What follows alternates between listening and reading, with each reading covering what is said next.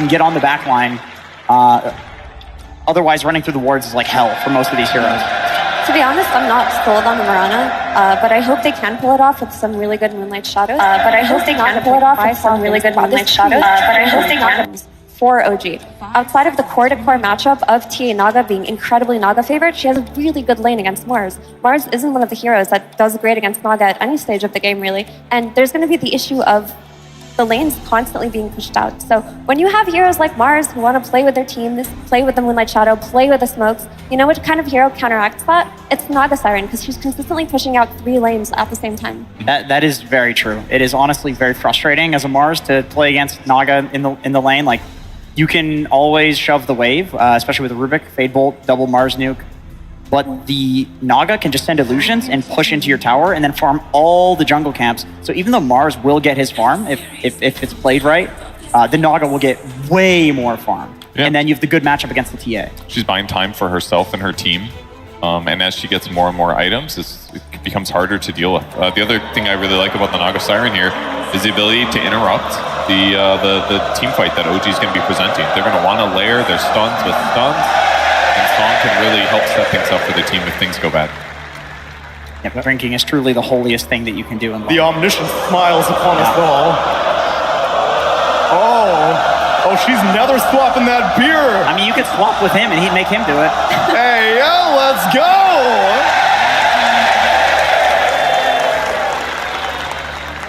All right, OG, cross off a few things you have to do against Falcons. You gotta ban ATF's Timbersaw, and you gotta ban the Maureen Huskar as well. And Falcons, they take out one of the solutions to a Naga Siren by banning out the Leshrac. But we don't quite know where this Templar Assassin's going yet, so there could be a mid lane ban or a carry ban. Do you guys think OG could be eyeballing the Kunkka just as extra AoE damage and team fight versus the Naga?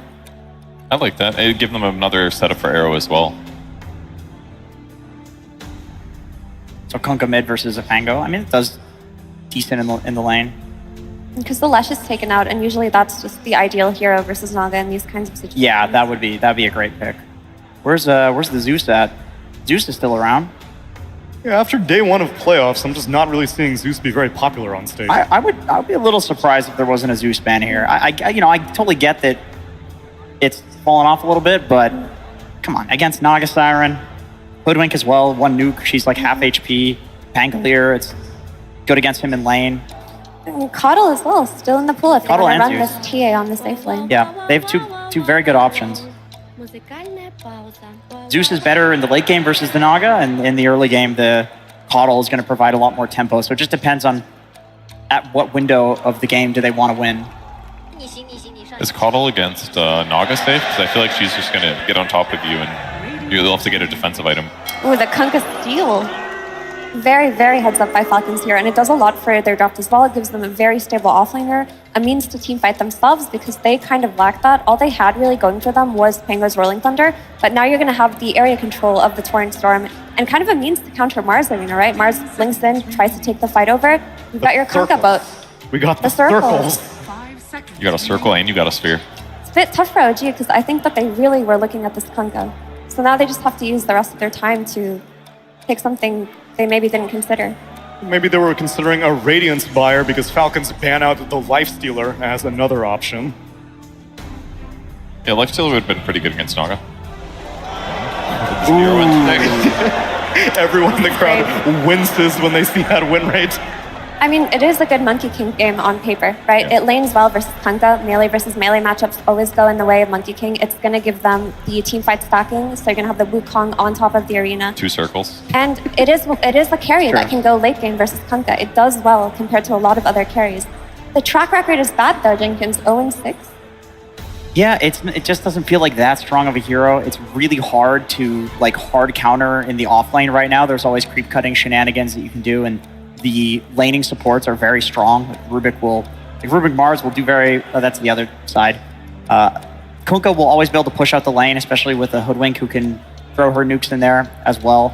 It does give them 2 carries in the TA and the Monkey King. These are 2 very traditional style carries. But I still wouldn't want to go late game against a Kunkka, right? Kunkka's not going to do a lot of I was gonna say he's not gonna do a lot of damage in the late game, but he actually does the Torrent Storm.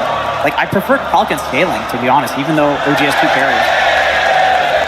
I think that if OG can dominate their lanes like they did earlier today, they have a lot of nice ways to play this game. An early blink on the Whisper Mars would do so much because you have these 2 really susceptible supports outdying first in the Hoodwink and the Veno. They don't have a really good means to protect themselves. But OG's entry into the game is going to be very dependent on surviving the lanes.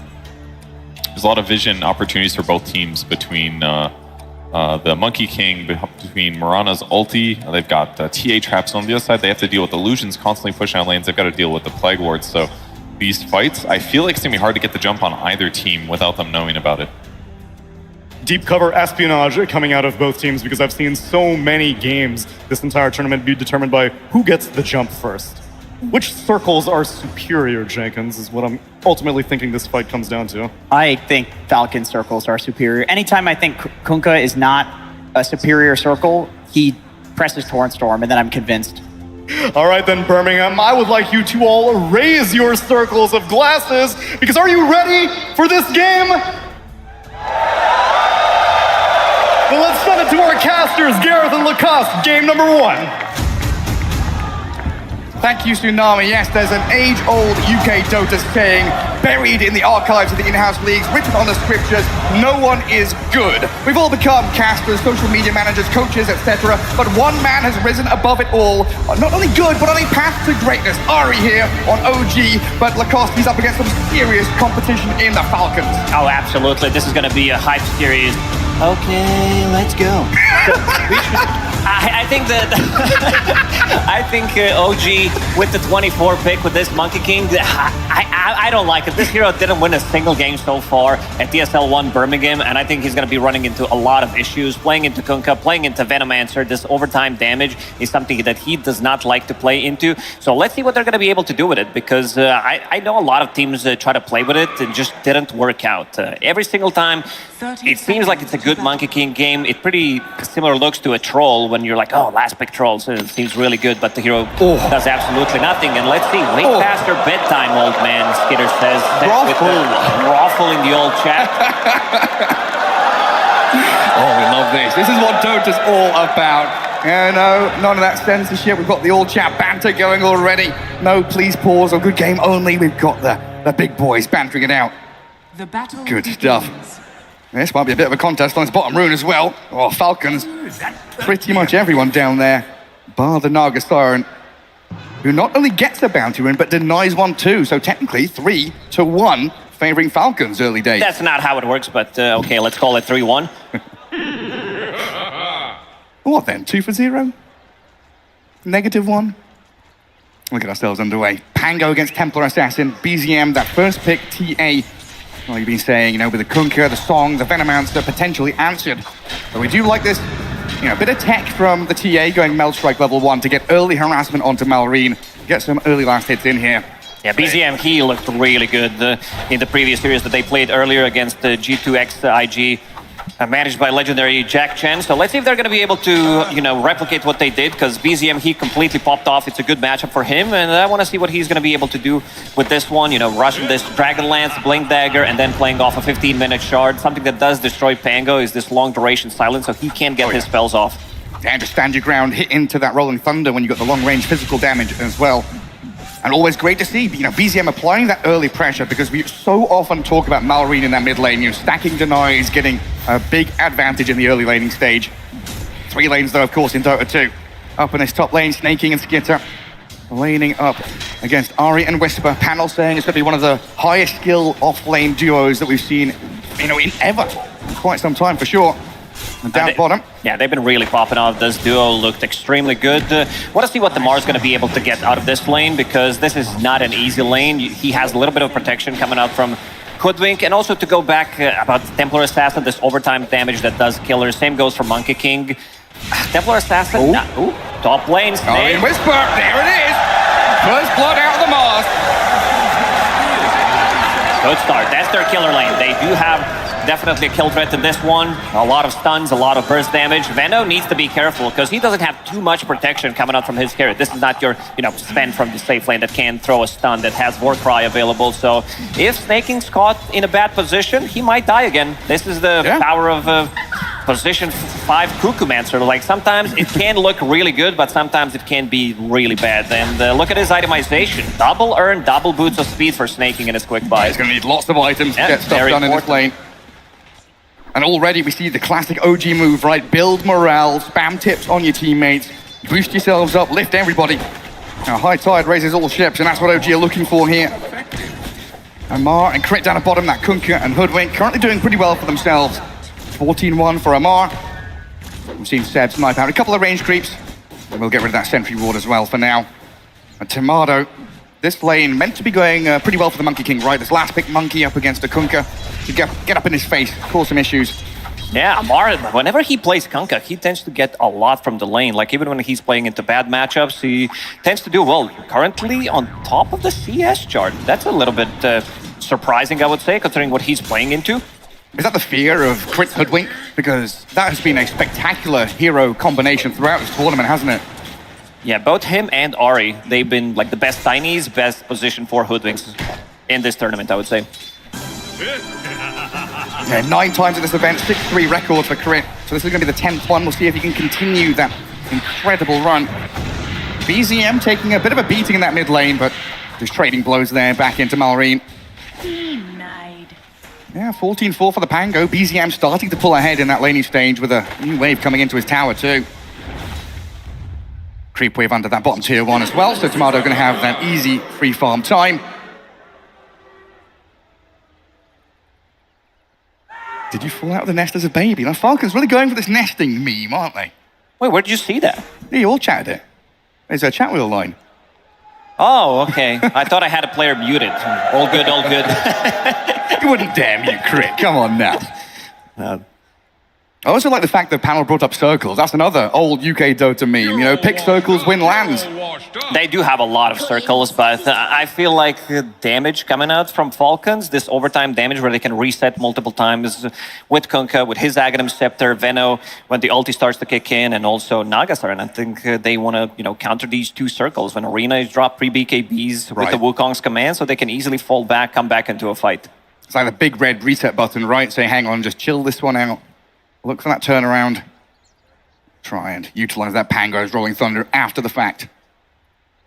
Well, looks like we should be getting back underway shortly. Just a quick little tech pause. Back into the laning stage. And dead even in these first 4 minutes. Pango, the only one maybe slightly lagging behind. A couple of waves behind the TA in that mid lane. So far, so good for BZM. Although now we're in Birmingham, should it be BZM? Yeah. Oh. You can feel the difference now in the mid lane. There's a huge amount of CS coming out from BZM, 23-6 compared to Pango, who only has 14-6. 14-4, never mind. It's okay to lie sometimes. Maybe not on a big stage when there's, thousands of people watching, but... Let's make up the numbers. That's a pretty tough one for Malrine. We'll look for that 6-minute move. 5 minutes 30, get the supports to come in, guard that active rune, and maybe you'll have this Pango level 6 to actually use the Rolling Thunder. Get a good core kill there, could turn the tides in that mid lane. Skitter having a pretty decent time up top. Snaking's 1 death hasn't really bothered the lane too much. Put yourself in harm's way to give the Nagasar that good last hit time up top. But the Mars, of course, the victor out of that lane at 27-5. Every time we look mid, Malrine is just being shoved away from creep waves. He's going to need some kind of a help. Yeah, even before 5 minutes 30. This is way before that 6-minute rune, and they're going to have to help him out against BZM because he's just being bullied. No runes, and Snaking will go back because there's not much happening. Seems like BZM has a pretty good read what's going on. He's been missing from the lane for quite some time, and Skitter in the top lane, left alone, sitting at 26 CS. Not a killer lane for them by any means. No, this is a sit back, wait for your timings kind of game. Nagasar and very much a get to man to Orchid, then play the game kind of hero. As Snaking is out in the open once again. Isolated, surrounded, but in comes the Nagasar and the spear across trying to defend Ari. Oh, can they deny him? Whisper's done it! Great little play out of this top lane. I mean, this is that high skill cap the panel we're talking about. Yeah, that's the difference. And also Mars, he is level 5 right now. This top lane is really struggling. Already a 1k gold lead for OG. Things are going to be even more difficult. I think Skeeter's going to need to collect as much XP as he can in this lane and try to bail. Crit in trouble now. Yeah, there it is. Trap. That's the trap, the slow, the arrow misses, but it doesn't matter. It was the zoning arrow. 3-0 for OG, first 6 minutes. Incredible scenes. That's getting a little bit out of control. I mean, once Whisper hits 6 and starts moving around, look at him. Okay, He's having the time of his life. Yeah, might use some chat wheels, might use the old chat as well. They said it's his past bedtime. He should be in bed, but might need Naga Siren to sleep him because he looks very awake at the moment. It's all down to those little socks. It's a good luck charm so far for OG. And BZM now being turned on by Snaking and Malrine, but a wise TP home. Looks like he's safe and sound, away from the danger, because there are no stuns. Just TP out, it's that easy. I mean, they do have very limited amount of stuns early on. Crit, lurking around his XP rune, wants to pick it up. Seems like there's not going to be a steal attempt. Usually, when around 7-minute mark, you want to play aggressive if you know one of the supports is missing, so that's your like good 15, 20, sometimes even 30 seconds where you can try to go and kill the enemy offlaner. And that's also going to be a problem in that mid game, right? Speaking of heroes being missing off the map, this Moonlight Shadow, we've seen it from Falcons themselves, now in the hands of OG. This Moonlight Shadow gets them into great positions. Yeah, such a powerful tool. I remember during the Omega League, we had an interview with Puppy who was talking about, you know, why did they pick Mirana against Venomancer? Because that was definitely not a hero that was popular. So Moonlight Shadow allows you to move around the map because Veno can be very annoying. You can't invade, you can't go for these, like, unless you have smokes. But yeah, very difficult to do. You need to save those smokes, but with Moonlight Shadow, it does allow you to move across the map invisible every 2 minutes. Yeah, free entry to a lot of these fights. That's some good stacks up from OG as well. And we've seen plenty from Falcons and OG to bring up the numbers for their Lunas, TAs, heroes that flash farm through the forest very quickly. The top of the net worth is still that Mars though. And Snaking, well, he's walked in here towards BZM. Good lift from Ari, he's going to stealth Malrine back. Rolling Thunder still going to come in onto BZM though. Crashing towards the TA, Snaking being focused down by Seb and Whisper on the right-hand side. Malrine, the fairy fire, BZM still alive. Malrine can't get the job done. Refractor's back up, and down he goes. The bubble, the refraction, and Malrine collecting the tip immediately from OG. Can I have some more? That was such a cool move. OG, they're ready to react immediately. Bubble, Magic Stick, Fairy Fire, Strength Trend, and also Refraction just came off cooldown. Look, he was also waiting. He did not want to pop it immediately so that the overtime damage from Venomancer doesn't take it off immediately. Where did Whisper come from? Where did Tomato come from? They're TPing to these tier 1s, filtering in one by one aggressively. Incredible start. 5-0. Still only, 1 to 2k net worth lead, but this could build in the coming minutes. Amar still having the best time on Falcons though, being left alone in that bottom lane, even though he was against the Monkey King, still able to play aggressively here with the X-Torrent into Crit and Snaking's move. Tomato in some serious trouble. He has a Lotus that he swapped into his inventory, but it's not coming off cooldown fast enough. In comes the Arrow Starstorm though, with the lift back into tower. Snaking gonna get dragged to his death. At least they get something in return. Killing Snaking, he definitely needs levels. Level 5 Veno right now, but most importantly, Falcons, they did get a kill there. Amar, first usage of the both, going into Blade Mail. We see that quite often from Kunkka. This is your farming tool, because naked Aghanim Scepter feels a bit of lackluster. Yeah, you're just running around, Ogre Axe, a Staff of Wizardry. What am I doing with these items? Just a bit of stats. Blade Mail lets you fight, lets you farm. Nice intermediary item. Malrine, he's needed some serious help in this game. Sub 4k net worth currently. Scouted out by the TA trap, but he's going to get himself the shield rune. Shield crash, stolen by the Rubik for now. That's a lot of shield. It's a fair amount. There's another one there as well. Crit picks up a safety bubble. Tons of shields and protections with Seeds of Serenity for Mirana as these tier 1 items start to get into the hands of the supports. What's the plan now for OG? Is it kind of sit back and farm your stacks? Do they want to make another move? React to what the Falcons bring. Bushwhack. A Bushwhack on 2, X onto Seb, but I think Falcons realizing this isn't a move that can dive properly onto tier 1 with just 2 heroes. Amar saw Rubik and did not want to commit with his... Even though it was a good bushwhack, he can't land his combo because it's going to be stolen first of all, and also it's going to get interrupted by the lift. And here's the problem, if you don't have that aggressive vision, it's kind of hard to play into that bottom lane as Falcons. Another stack of the medium camp being built up. Not able to connect onto a target just yet, though. BZM, he looks pretty safe for now. He's going to see them moving across his traps in a couple of seconds. Continues to farm up. This Dragonlance Blink Dagger has looked superior in so many games from mid-tempo assassins, and then picking up the shard at 15 minutes to be able to control the team fight, getting that initial jump.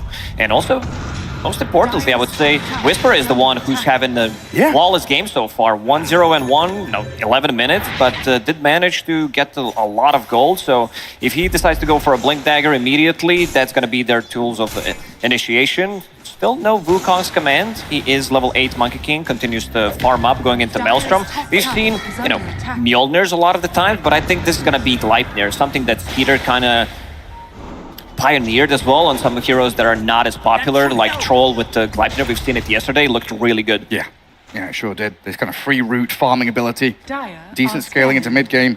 But yeah, on that topic of Whisper, he's had some difficult games this tournament. You're thinking about his Underlord, even his Timbersaw has had struggles. But here on his Mars, great form of initiation to get the circles down and try and battle into Falcons. Coming out of that laning stage, very hot. Dragonlance already up for BZM. Getting pretty quickly into his next item as well.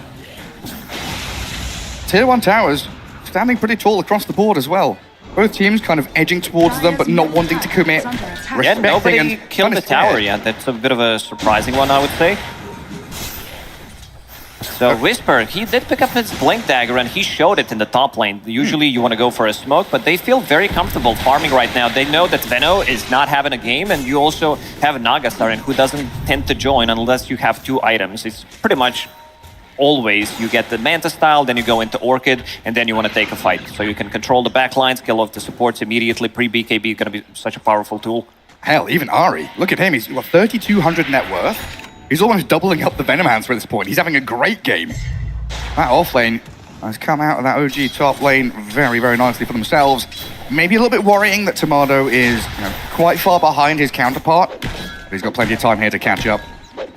They're giving the bottom lane to Snaking. He tends to, scale. He's a pretty greedy position 5 player, and I think it's very important that he gets the Spirit Vessel. Overtime damage against Refraction, great against Monkey King as well, canceling the Blink Daggers. Amar. Blade Mail up. The boat is out. Again, OG respecting this, biding their time before looking for that moment to strike. Boundless in with a jump from Tomato, and the Moonlight Shadow allowing them to move heroes across the map quickly to take down Amar. And that's Nobody Tomato to back him up. recovering nicely. Falcons, they were not ready to take a fight. There was still no Diffusal Blade on Pango. It just got delivered, so that's going to be big item, even though it's been delayed. Like usually you get that between 10 and 12 minute mark if you're having a good game on Pango, but Malrine, he's been pretty silent. Not involved in any of the kills. I mean, they have 1 kill only. Yeah, not a fair comparison right now, is it?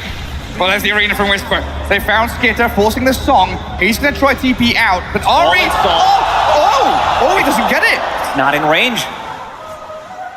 Well, Rubik's song a bit shorter than the August Orange one. It's shorter than you'd think. Unlucky, mate. I still booted him out of lane, though. At the very least, had to dip back into Fountain. Hey, I want to see that again. Yeah, but he steals it. He pops the song, and then he moves. He gets slapped by it, but the Naga doesn't. That must be a pixel away, mustn't it? That's an interesting one. Very rarely do we see that. That's a good attempt from Ari, though. Incredible state of mind there to steal it and try it. It does still mean, Naga booted out of lane, gives BZM and Whisper the free time to come and pressure that tier 1. Looks like we'll finally get a tower drop here. And this has been a real turn of events as well, because in previous series, we've had Falcons make the first move non-stop. That 10 to 20 minute period has been them just hammering the nail into the coffin of their opponents. Double leap. Deb, he's going to try and dodge this with a double leap. Doesn't have any remaining, but he's dodged the bushwhack. X-Mark, no. Amar, yes. Finally gets the grab on this Mirana. Well, drag Seb back into Malrine's damage, and Crit will finish him off. They just doubled their kills, so not too bad for Falcons. I mean, Falcons, they are a team that know how to play from behind. They can also, farm up. They can slow things down. These are ex-Tundra members. This is how they won TI when they're in a little bit of a pickle. They know how to get the most out of the map. You have Venomancer, you have Naga Siren, so these heroes can easily push the lanes. You have Venomancer sitting at one lane saying, whatever, I don't care if you kill me. And then you have Pango, who one-shots the creep wave. Konka as well. Their heroes don't need to show for a long time in the lane to kill the creep waves. Man, they could just pop into action quickly, but that's a 3-man There's that trap silence. with a silence. Whisper does have Arena, but didn't make the move. Looked like he didn't have the opportunity to find the jump he wanted, but now he's got Arena on the very edge. on the Pangolier. Great catch onto him. Malrine trying to escape, but with that lift back up, the Torrent buys a bit of time, and Malrine is out of there. Tomato forced to Wukong's command. Zoning Falcons away. It looks like they want to fight back into it, though, with a Blade Mail and a move forward from Amar. Tomato, he's catching back. Tomato and dragging him back into the boat. Stolen boat. And now an ensnare on the step as well. Skitter runs forward. Falcons finally finding their groove and getting the aggression they need.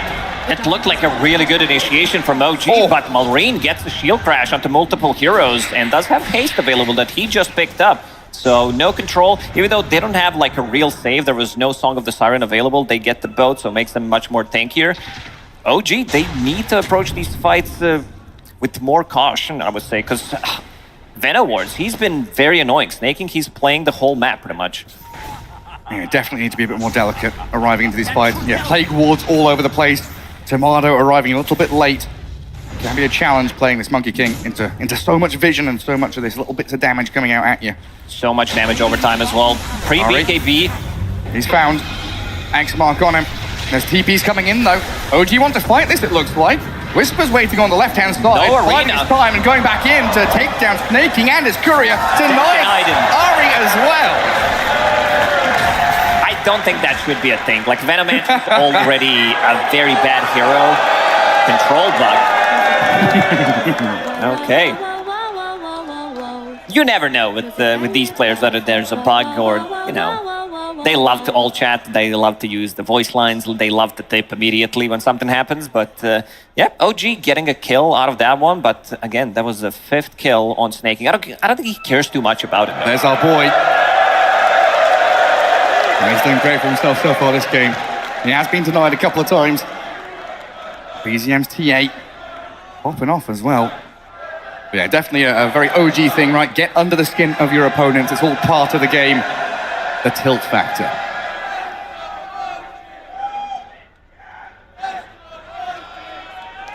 We get back into things. 8-4, 1K lead. Dead close match here. Falcons still looking to hit their timing with that Naga though, right? That's the fear for OG. Once Skitter gets that Orchid, we could see solo kills, we could see big fights come out. And right now... Oh, that's a big one. If they can get him, he's not getting out of this one. Pre-Orchid even. Straight onto BZM to slay the TA. Falcons, they're getting a lot from the map in the last couple of minutes. They managed to stabilize, and lanes are constantly pushed in. This is something that Panel also did mention. You have a Venomancer, you have a Naga Siren. These heroes are very good at playing off the map. You have Hoodwink. Crit, he's also known to be very greedy as a position 4, so sometimes you'll see him pick up Road of Atos and then start to scale up, so he can one-shot the creep waves later with his Q. Let's see if they can find something here. Oh, they spot Snaking and Crit. Arena on the Hoodwink down south to bring him down while Snaking looked like he's being burst down. Tomato will throw the Golden Dragons and Monkey statues at the Venom support. Amar is in though with the Rolling Thunder in the pole. They've got the Monkey locked in place and taken out. They're using way too many things. It's their turn now. Oh, can't target. He can't. That is a very important reason to pause, let's be real. Okay, cannot hit Monkey. They did not buy DLC with no bugs for $3.99, so they need to get it. And Amar is quick with that one. Oh, we've had a few of these, right? Can't click the Monkey King because he goes into that mischief mode and suddenly he's not a hero anymore. Hopefully everything's all sorted out and they can start targeting everyone they want to. Bottom tower Things are looking good for Falcons right now. Yes. They managed to stabilize. There's Orchid that is coming out on Naga Siren right now. And also Malrine managed to pick up a Blink Dagger, so he can get out of trouble. He can be that Blink initiator. And this time around, there was no big value coming out from Song of the Siren, but every single time they use Arena pre-BKB, this is going to be their reset tool. I mean, Falcons have knocked the wind out of OG's sails the past couple of minutes. We've not had these Moonlight Shadow into Blink Arenas on big core targets. And you've been saying it, Naga, Pango, Kunkka kind of hiding themselves off the map in the fog, not showing to OG's initiation. And now they've got a real big tool in the hands of Amar. Immediately going to be using it as well. Yeah, OG's Monkey King, 8k net worth, really dragging his heels back behind the rest of the pack. Having some struggles picking up his core items. And it might go from bad to worse for him, but Seb is going to tank the gank, it looks like. Immediate balance onto the Mirana. Tomato's going to leap and win it safely. He wanted to finish off that camp. Could have been a disaster if he gets caught by that X mark. Immediately deeping. This is something that Falcons are really good at, playing two different sides of the map. Oh. BZM still Hey. their stacks. That's Amar, not yours, is it now, BZM? not too happy about that one. That belongs to the Falcons. That's their nest, their eggs. And this TA all caught up in the water park. Oh, the torrents didn't quite clip him. The TA going to come out of the meltdown spot and stop and netted. Now Team Falcons in full control of this game. Malrine with the XP and an extra smiley in the old chat. Is that a you beat me in lane, but I'll beat you in game kind of situation? Yeah, looks like it. They could also, you know, finish off this tower in the bottom lane. It's pretty low. And maybe even look to go for Roche with the next Thorin Storm. Because they feel really strong right now. Snaking did finish off the mech, so that's going to be super tanky. And look at all these illusions. Like, look what's happening on the minimap. Because they're constantly showing the waves, the scouting things out, planting some deep observer wards. It's a lot to deal with. There's a lot of noise on the map. But Whisper is here to try and silence that noise with an Arena Spear to bring down Malrine. A killing spree removed, and Seb picks up the kill. Almost 1,000 gold to OG just from that one pickoff. Big streak. Are fortified. Radiant's It's just OG kind of putting out fires, right? There's all this stuff on the map you've got to be contending and dealing with non-stop, kind of pruning away the nonsense from Falcons. And really, I think he's going to need a BKB in this game. Does have a Mithril Hammer available, but with all this damage over time, playing into Kunkka, you get hit by one Torrent. Everything takes off your refraction charges instantly. Venomancer, Torrent, also Bushwhack, which is maxed out. All the 2 seconds Riptide. of Bushwhack, like every 0.3 seconds, it removes one instance of your refraction, so that's gone instantly. that's nasty. And Crit is going to get that Wisdom Rune just before it Radiant's top could tower have been is under stolen. attack. And now, that pendulum has swung. 3k lead for Falcons after OG had a spectacular first 10, 15 minutes even. But Tomato's starting to hit his stride now. Malrine with the shard, so if they don't jump him straight away, if they don't burst him from 100 to 0, he gets the roll up, he gets the rolling thunder. Oh, Tomato, that he is- has no BKB immediately with the Wukongs. seriously problematic for They're him. focusing him down. The Wukongs is there, a bit of protection for him. Spear across, Whisper trying to defend him, but the monkey's gone and Seb will follow him into the grave. Whisper has to BKB TP. No way of catching him, so Falcons immediately looking for the next target. But Ari's out, but our BZM, he's stuck down here. Trying to not reflect TP out, but the storm He's will not getting stop out. him in his tracks. Surrounded by the Falcons, ripped limb from limb. And now we're starting to see the real strength of this Dire squad. You can see that they're not afraid to fight even Wukong's command. They have this boat buff, they also have Rolling Thunder, so they roll in and they just instantly kill Monkey King. I think Tomato, he might regret going for this Gleipnir straight away without having a BKB, so he can't stand his ground and take a fight. Maybe a Maelstrom into a BKB would have been a safer choice, and now this Roshan, it does belong to Falcons. Yeah, because now Tomato feels like he's in a kind of 3-item situation. He's got to get BKB, he's got to get Aghanim stepped up. He's so far away from it. A long, long time coming. And looks like it's just going to be a freebie here for the Falcons. Who gets this one? Is this for Malrine? Does Skitter need it? Skitter made a slot, but he's also going to have Heart, so I don't think he's going to be the one picking it up because I don't think they can burst him down. In terms of burst damage, you need the Templar Assassin, you need the Mars plus Monkey to get on Naga Siren and try to kill her, and I don't think that's happening. God, that Naga Siren is fat. Massive, massive Skitter. 16k net worth, almost. And yeah, that says it right there. 3 minutes faster than patch average. Making, he managed to recover. What's he got? He was having 1k gold at 10 minutes, and now he is more farmed than every single support in this game. And that comeback swing, incredible from the Falcons this game. Mato needs to catch up. He needs to be able to get some extra farm. It's difficult getting out on the map though. Like you've been saying, the noise and chaos. Difficult to kind of find a level-headed way to get out on the map and find that farm. We're going to start seeing OG heroes, getting into the outer ring on the dire side just to gather what they can. Radiant's bottom tower is under attack. I do still have a few heroes in fighting shape though. TA and Mars absolutely can get on top of Malrine here. That's why they give him Aegis. First death, boat's coming. Ready with the boat. Bushwhack misses, and they've got a Wukong's command with a great boundless strike. Malrine being spread in the double circles. Oh, the Venn diagram of doom, clearing them out. Kunkka and Malrine annihilated. Monkey surviving that sharpshooter too. He's going to be able to live. The Song of the Siren trying to hit that big reset button. TP out with the rest of your lads, but in comes Whisper to catch the cherry on top. No stragglers, and he's done the DX lowercase as well. Oh, the BM. Making who wants to get the last hit. It's going to be BZM. This is the power. Double circle from OG. We see in action first time. 25 minutes it took them to get this big team fight ultis going. Crowd absolutely loving it. They love the big combos. Malrine unable to get anything done. They managed to silence him off immediately after he respawns. Doesn't get the blink off. Ari with stolen swashbuckle, just sprinting across the map very quickly. OG trying to repurpose themselves, taking a fight and winning it, nice, but on your doorstep by a tier 2, not the best place to pivot from. So quickly trying to get across the map to open things up and find space for themselves elsewhere. OG, they needed this fight desperately because they need to have those BKBs available. There is now one available on Templar Assassin, 9-second BKB. Mars already used his twice, but Monkey is very close to his, so that's going to be his big item. Are scanning. Yeah, we need that impact from Tomato. Almost all ultis ready for Zero Falcons. BKBs on Falcons. Yeah. 2 over on OG. Song not ready, but the rest of the ultis are pretty much green lit here for Falcons to take the next fight. Aghanim Scepter a couple hundred away from Malrine too, very close to it. And with that whole change of the swashbuckle, kind of nerfing his diffuser blade in early game, but late game with Aghanim Scepter, he does so much damage. Yeah, you're still doing a lot, even though you're burning less mana overall with the swashbuckle. But you still have those hits from the Aghanim Scepter, and he's about to finish it off, so that's going to be big burst of damage in a team fight, and a lot of extra swashbuckles here, losing a lot of mana, and they're not done. They want to pressure this tower. Skeeter leading the charge.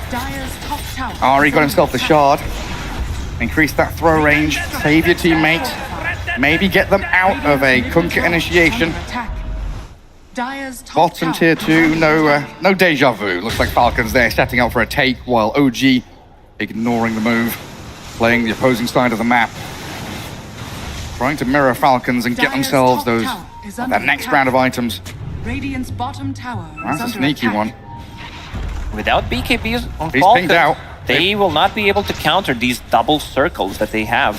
I mean, they saw Crit come and do that, didn't they? I knew exactly what he was up to. Yeah, immediate sentry from Seb. Oh, he's out of range. Oh dear, that's unlucky. Barely. I like how this one feels. That's going to give them a lot of vision, and this also gives you a little bit of a security that you think, false sense of security, because you think, oh, we just planted down a center ward, you don't have the vision. In we go. Arena's in. Rolling up, turning around on a dime. Not the target that you want to go for, not the easiest target to kill anyway. I just leaped away. Is that Malrine with an arcane rune, though? Yeah. So we'll have the Rolling Thunder back up in, 45 seconds? Not a big deal. He pokes, he prods, he says hello. In a situation, another universe, maybe OG overreact, bring TPs down there. Very nice to see them kind of just leave Seb alone, knowing he's safe. Continue playing the rest of the map. Tomato still in last place for core net worth, though. And Whisper's dropped down in that pecking order as well. This Naga Siren, even the Kunkka and Pango just accelerating so quickly due to the fact that, like you mentioned, they insta-clear creep waves. They've opened this map for themselves. Waves of every single time across the river. This is something that OG is going to struggle with. I think it needs to be, Templar Assassin pushing out one wave. You have Mars one-shotting the creep wave, and then try to go for some smoke play or Moonlight Shadow play. Is this one of those games where TA Ags is actually good? So she can TP around to traps and try and split push and deal with the Naga Siren? I'm not saying she has to buy it right now, but Eventually, sure.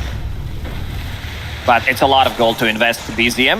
And BKB available. Gets Bushwhack. bushwhacked. Oh, They're focusing great. him down. Straight in from Whisper, though. Ari with the Defending the force down. TA. BZM had to BKB up as Ari's going to get clipped by the X-Mark. Dodges the torrent. Yule's up. He's dusted now, though, and surrounded by the Falcons. Netted, rooted, caught up by Crit. Ari down for 50 seconds as Whisper on the edge. Blinks away from Mallory's jump. These bushwhacks from Crit, they always hit, always on the edge. Looks like it's gonna miss, but 99% of the time it does connect. He's too good on a hero. Yeah, this is where things get scary. Being hemmed back in your base, herded into the Radiant side. OG getting a little stuck in the mud. Dire's bottom tower is under attack. Falcons have so much freedom to play pretty wide across the map. But now we've got the triple BKB threat from OG, right? We've got that team fight capability. They need to execute the combo. We've seen how powerful it is in the previous team fight, but that's the only time. Yeah, no Arena, no Moonlight, and BZM did, use that BKB defensively. So a 30-second window here for Falcons to try and play aggressively. Amar incredibly tanky. It walks off the damage from BZM. Both teams having Gem, they want to see the Moonlight Shadow, and OG, they want to get rid of these, annoying things. And I think it's more valuable from Falcons because you are playing against TA, and also you do have Moonlight Shadow, and of course the Observer Wards. We see that quite often recently, where both teams feel like, okay, we need to get rid of the enemy vision. It's kind of like first Roshan, not a big deal, but when we get into that second and third Roshan, you especially want to have vision around the pit. Playing into those tight terrain areas in the corners of the map can be very challenging. A pretty big pickup for Whisper here. Feels quite early. We'll see what he gets done with it. TA Trap spots Amar, but doesn't catch him with the slow. Radiant's top tower OG is trying to under edge attack. forward. Falcons very difficult team to approach, and Amar is incredibly quick on the fingers. BKBs to dodge the spear. Whisper with a nice attempt, but I don't think you can pull off these flashy plays Time against to the go. Falcons. Falcons, they want to take the fight. Malrine rolls straight on in. Another Yule's up from Ari, but that's just going to delay the inevitable demise of the Rubik. But He's Malrine is stuck in the corner, does crash back up to high ground as Whisper's moved in with an Arena down. BKB'd up, they blow up Malrine. Some of the Sorens out though, catching Moran and the Monkey King. The Falcons want to continue this with a Torrent timing. Bushwhack, Trying to and he catch them landed. up with the ensnare. The Torrent's there, the Torrent Storm as well. Monkey's BKB'd and will run away. OG backing up away from Falcon's aggression. Whisper with the Wukongs, spearing the Kunkka into the crystals. They He's got a down. lot of damage, but Timada's the one taking a beating. Gets the Kunkka, but down he goes. Oh, Gem on the ground. Amara's pinging it. Kiss gonna get it. BZM can't. He's got to run away from this Naga Siren right He made now. a slot. Snaking has it. Whisper still looking for this next round of spells. But the Plague Wards and Rod of Aethos, But you can't blink. you can't move. You're stuck there, yet again just being taken down little by the Naga Illusions. Man, Crit is doing some God's work in this game, using Road of Aethos, setting things up with the Bushwhack. And also something that we didn't mention is Naga Siren, she did pick up a shard. That's like one of the earlier shards that we've seen on Naga Siren, I would say, because you want to heal them up as much as you can. They pop a BKB. During the arena, they have only heroes with the BKBs who can attack it, so very good pickup. When your BKBs are down in OG, if they don't kill 2 or 3 heroes, they're going to have some serious issues. Free money for Snaking, just walking around killing off these TA traps now as well. He's already 10k net worth. He's gonna start overtaking the Rubik and the Mars in a matter of moments. Has fallen. Falcon setting up. This is the important one. 2 minutes till night time. Dire We'll see if are they get scanning. themselves in position for it. I want to see the heat map. I don't know if we can see it from all OG members, but want to see... I just want to point out that they do not cross the river. Maybe one hero in the top lane, but bottom and mid, it belongs to Falcons. Tornado's potentially in a spot of bother here. He's got BKB and Moonlight Shadow. It's just Malrine toying with him again. Is under attack. Rolling in aggressively. Trying to unsettle OG and force reactions, and to be fair, he did that. 5 members down here. Trying to react to the Pango's moves. Just so difficult to approach them. Plague Wards, Illusions. Oh yeah, even the Kobold's having a go. He downed that instantly. What a lad! Chug. What's he drinking though? It's got to be Monster, hasn't it? definitely. The lad needs some energy. Go on, show us what you got. No, he's off screen now. They're ready to take it. High Ready ground to take vision. the fight, but Observer Ward on the high ground, immediately gonna get devorded by that Venom Ward. Such a challenge. So many hurdles, so many hoops to jump over and through. Amara, he's gonna be super tanky. Craggy Coat as his neutral item will have 40 plus armor in a fight with the Blade Mail, with the Rum buff, so gonna be very... If he gets that off, I don't think they can burst him. There is no like real save besides the Force Stab, but that's not gonna get you out of the arena. Yeah, I mean, what was it, like 5 minutes ago, we saw him walk into this Radiant Triangle, get hit by BZM a couple of times, it just tickled him. Fairly felt a thing. OG definitely gonna have some struggles in this next fight. Roshan lets loose the roar. He's moving though. Hey, he's migrating off to Where are you going? his nighttime Maybe home. they can steal it. Trying to get through the twin gate. Hey, hang on. He's going through channeling. He's nearly dead. Finally ticks over and falls on the doorstep of the dire side of the Oh, map. he denied it. What? He denied Oh the my God. Aegis. No! How? I don't know, with Venom Words, I guess. What a shitty hero. What is this? What? It's KYXY in this game. Oh. Hang on, Skipper. That's not very nice. How's that happened? He's just attacking, control attack onto the 8. Oh no! Oh no! Ooh, they say they don't need it, but we'll see about that one. I mean, did they do it on purpose? Surely not. Not sure. I mean, that is... When was the last time? That is next level BM. KYXY, one Yeah. of the TIs, TI1 or TI2. It's like TI2 or something, wasn't it? What was it? He's on Zenith or something? Yeah, back in the day. I believe so. Oh, this game's getting spicy. Well, they've got cheese at least. They've got cheese, but no Aegis. And I guess in a lot of these games, we've seen the Aegis get lost immediately after being taken. Well, Falcons, if that was on purpose, next level BM really going for it here. And Whisper going to BKB TP out of the Pango's roll. Gets back home safe and sound. But that is BKB expended for this next fight that is inevitably coming. It's all about those BKBs. For Falcons, they know they already have 2 BKBs, and there's one queued up for Crit. He's still far away from it. He understands that he needs to be able to get out of the arena. Most of the damage, you know, that's going to hold him in place. These traps, these stuns. If he can get out of it, if he can get out of the arena and Wukongs, they can reset, especially with the Song of the Siren, and come back into a fight and then win it. Nice place for the Dire to play from as well. Radiant Triangle, do that pincer movement into mid and top. Whisper doesn't have BKB, don't forget. Has Refresher Orb, so could reset. Doesn't want to though, does he? But he's clipped by the Torrent and might have to just to survive. There's the Turns refresher. around. Yeah, BKB TP yet again from Whisper just to stay alive. Next mark. He's coming back. Is he? Oh He God, is. you're right! He's dragged back into them! Oh my god, That this is is- just a disaster for OG. We've seen Lion, top of the Reddit, a couple of days ago, where the guy uses Refresher to plants down the second Observer Ward and then blinks out. There's another one on Reddit. This Lion guy is too good. Oh, super sad for Blink Whisper. in, refresh, blink out. So no Oh, Refresher, BKB down to 6 seconds on Mars. I mean, we were praising Whisper having a great laning stage, but things have fallen apart here quickly for OG. Tomato also having to BKB TP as they're just trying to split this map. Who's gonna queue up the Basher first? Do you think it's gonna be Amar or is it gonna be Malrine? Malrine. Malrine, you think so? Maybe even Crit. Crit's gonna be like, I've had enough of this nonsense, I'm buying a Bastion myself. Octarine call for Malrine's up now. The lanes are constantly pushed in. Look at the mini-map. All 3 sides. Illusions are going in. Hey, it's bloody hard. Scouting things out. Skeeter. X-Mark. Amara's caught BZM, but he's got BKB. And I believe, yeah, the TP home. And it's just been non-stop defensive BKBs from OG, trying to delay the moves from Falcons. And this is Falcons without Aegis. Imagine if they had it. They say they don't need it. Mental. Marine, super tanky. Level 20 Pango. Cheese available. Octarine core lowering the cooldown. Radiant are With scanning. Mindbreaker. Back in the days, Pango did have Lucky Shot with the Disarm. silence and minus armor. What an ability. I mean, is this how teams are trying to beat OG?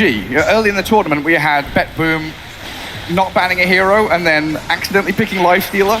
Now Falcons are denying their Aegis. OG have been the kings of banter and BM, but it looks like they've met some stiff competition this tournament so far. Yeah, BetBoom, they definitely didn't plan to make Lifestealer of the offlane. Lanes are a huge issue. They just can't fix it. They don't have anything that kills off illusions instantly. There's the boat. No BKB available on him.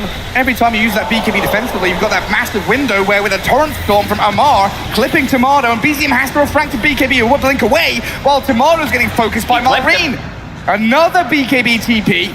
He's back to Fountain, but the Falcons are just swarming over the map. Look at this Nugget illusions in the bloody Fountain on the Radiant side of the map. He might be killing some couriers with it.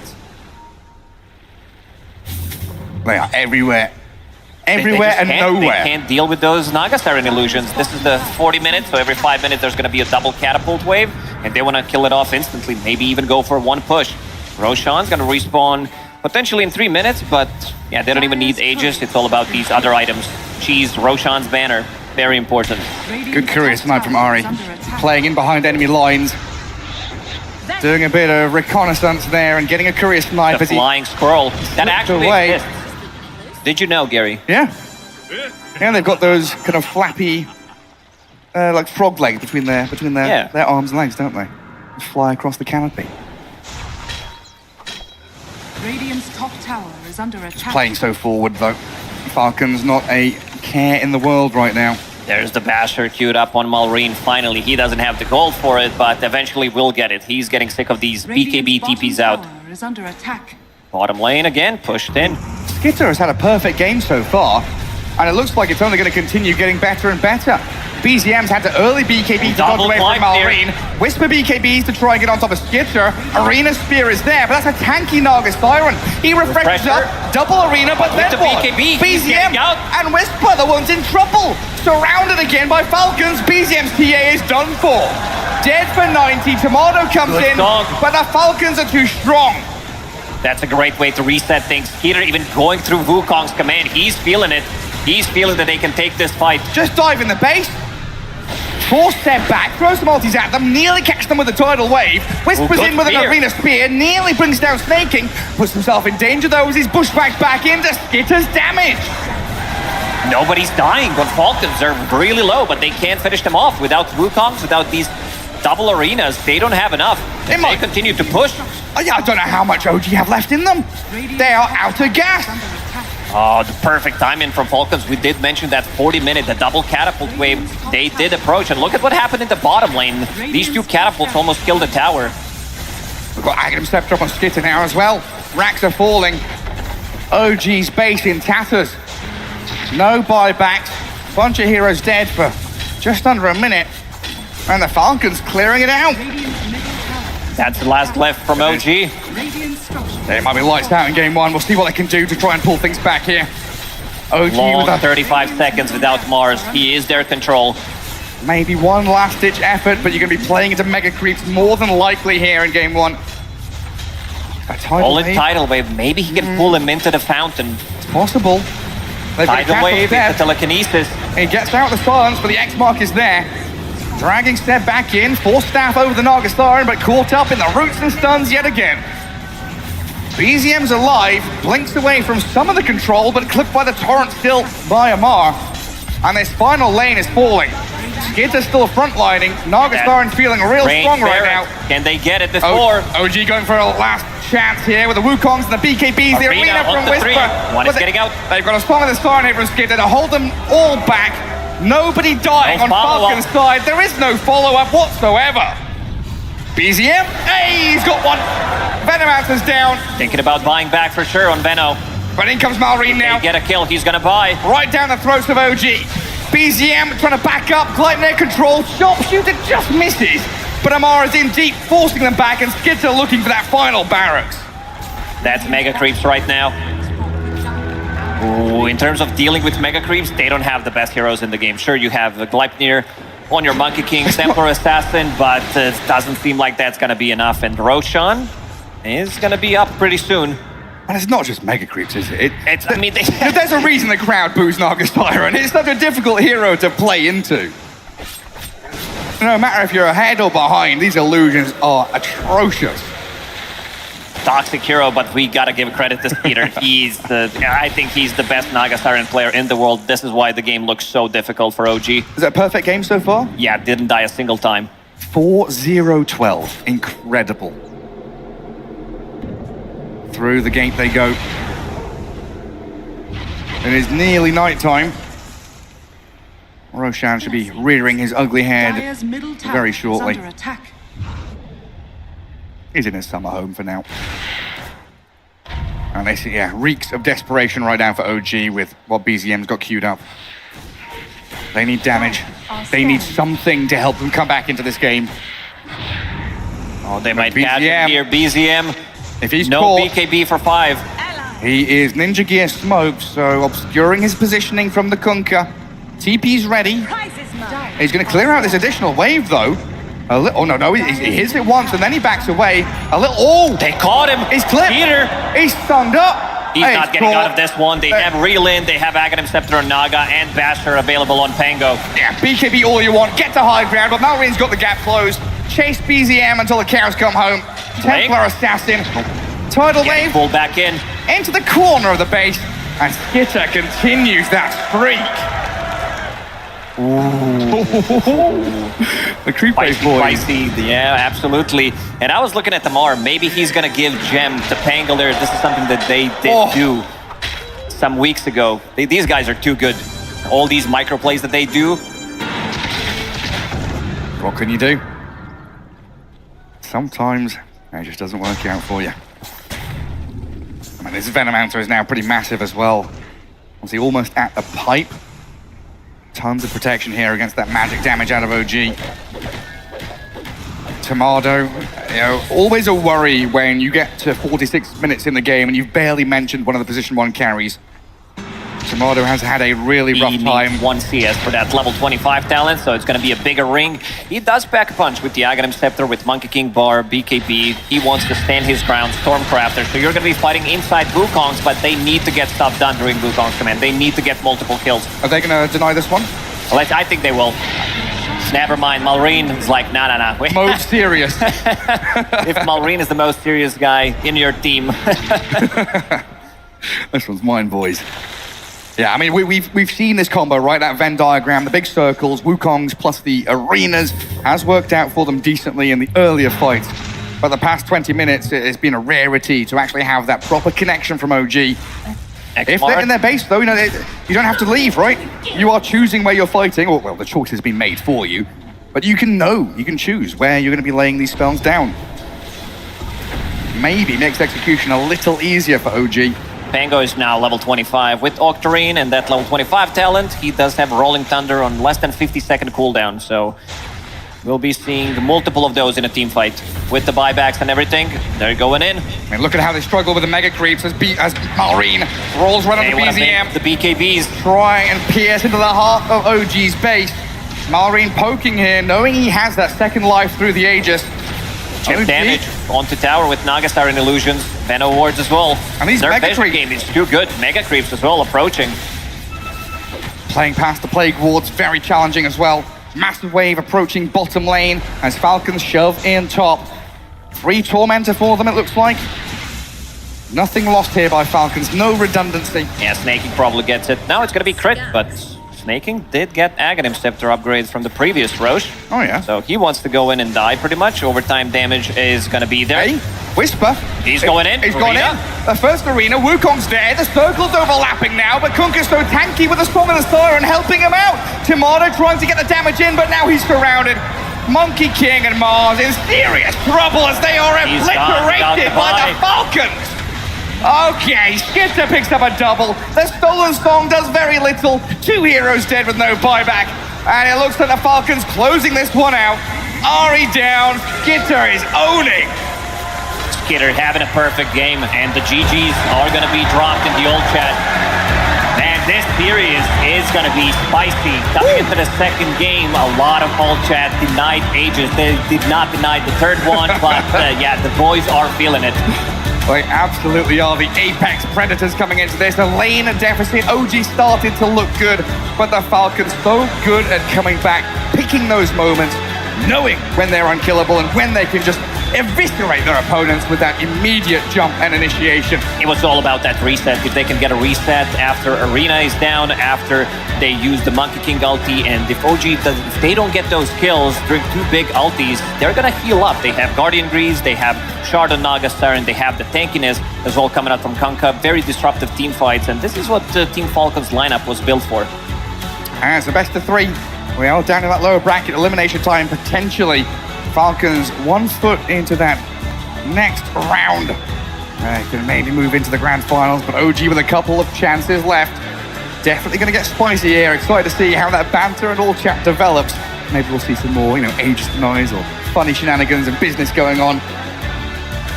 Any big stats you want to look at there? Skeeter's the big one, and also I think we've got to give credit to Snake because he had a pretty bad early game. He was the lowest hero in the game in terms of network, but managed to do so much in terms of map vision. Well, let's pass it back to Tsunami and Dr. Evil and the rest of the panel. Yeah, Falcons were up to something sinister in this game for sure. It doesn't even matter if they get rid of an Aegis here and there. They still claim the victory. And another stat, another number gets added to Monkey King. 0-6, now 0-7. And Effie, I think we're starting to notice a trend that Monkey King may not be the idea that a lot of teams are going for. Yeah, this hero is just not working. I mean, this was OG's overall last pick, and while it did make sense, it never really got its entry point into the game. It didn't really do well in lane, even though it's playing against Kunkka, who's a melee hero. Later on, it was just getting Veno ulted from a distance, getting X, getting torrented. And we did see that when Monkey King managed to stack his Wukong on top of Arena, heroes did die, but that connection never happened as much as they needed it to. I find it to be kind of an underwhelming ultimate in a lot of cases. It's kind of hard to fight through it, but I don't feel like I see it doing like a massive amount of damage by itself. For Monkey to get a lot of value, winning the laning stage is a lot of what you're aiming for, and that didn't really happen. He was behind for a lot of the early game, and that made his hero even less impactful, and he was the hero that kind of needed to be able to deal with the Naga Siren, because they didn't have other heroes that did that, so that kind of just put them in a worse place. But just amazing team fighting from Falcons is really what pulled them through. I think we should just call it what it is here, Purge. What is it? And Effie and Neil. A hostage situation? Monkey King is bad. This is not a good hero. Tomato just really likes playing it. They tried to pull something out. It didn't work. Other than that, I don't really see the crazy synergies in the draft with this last pick.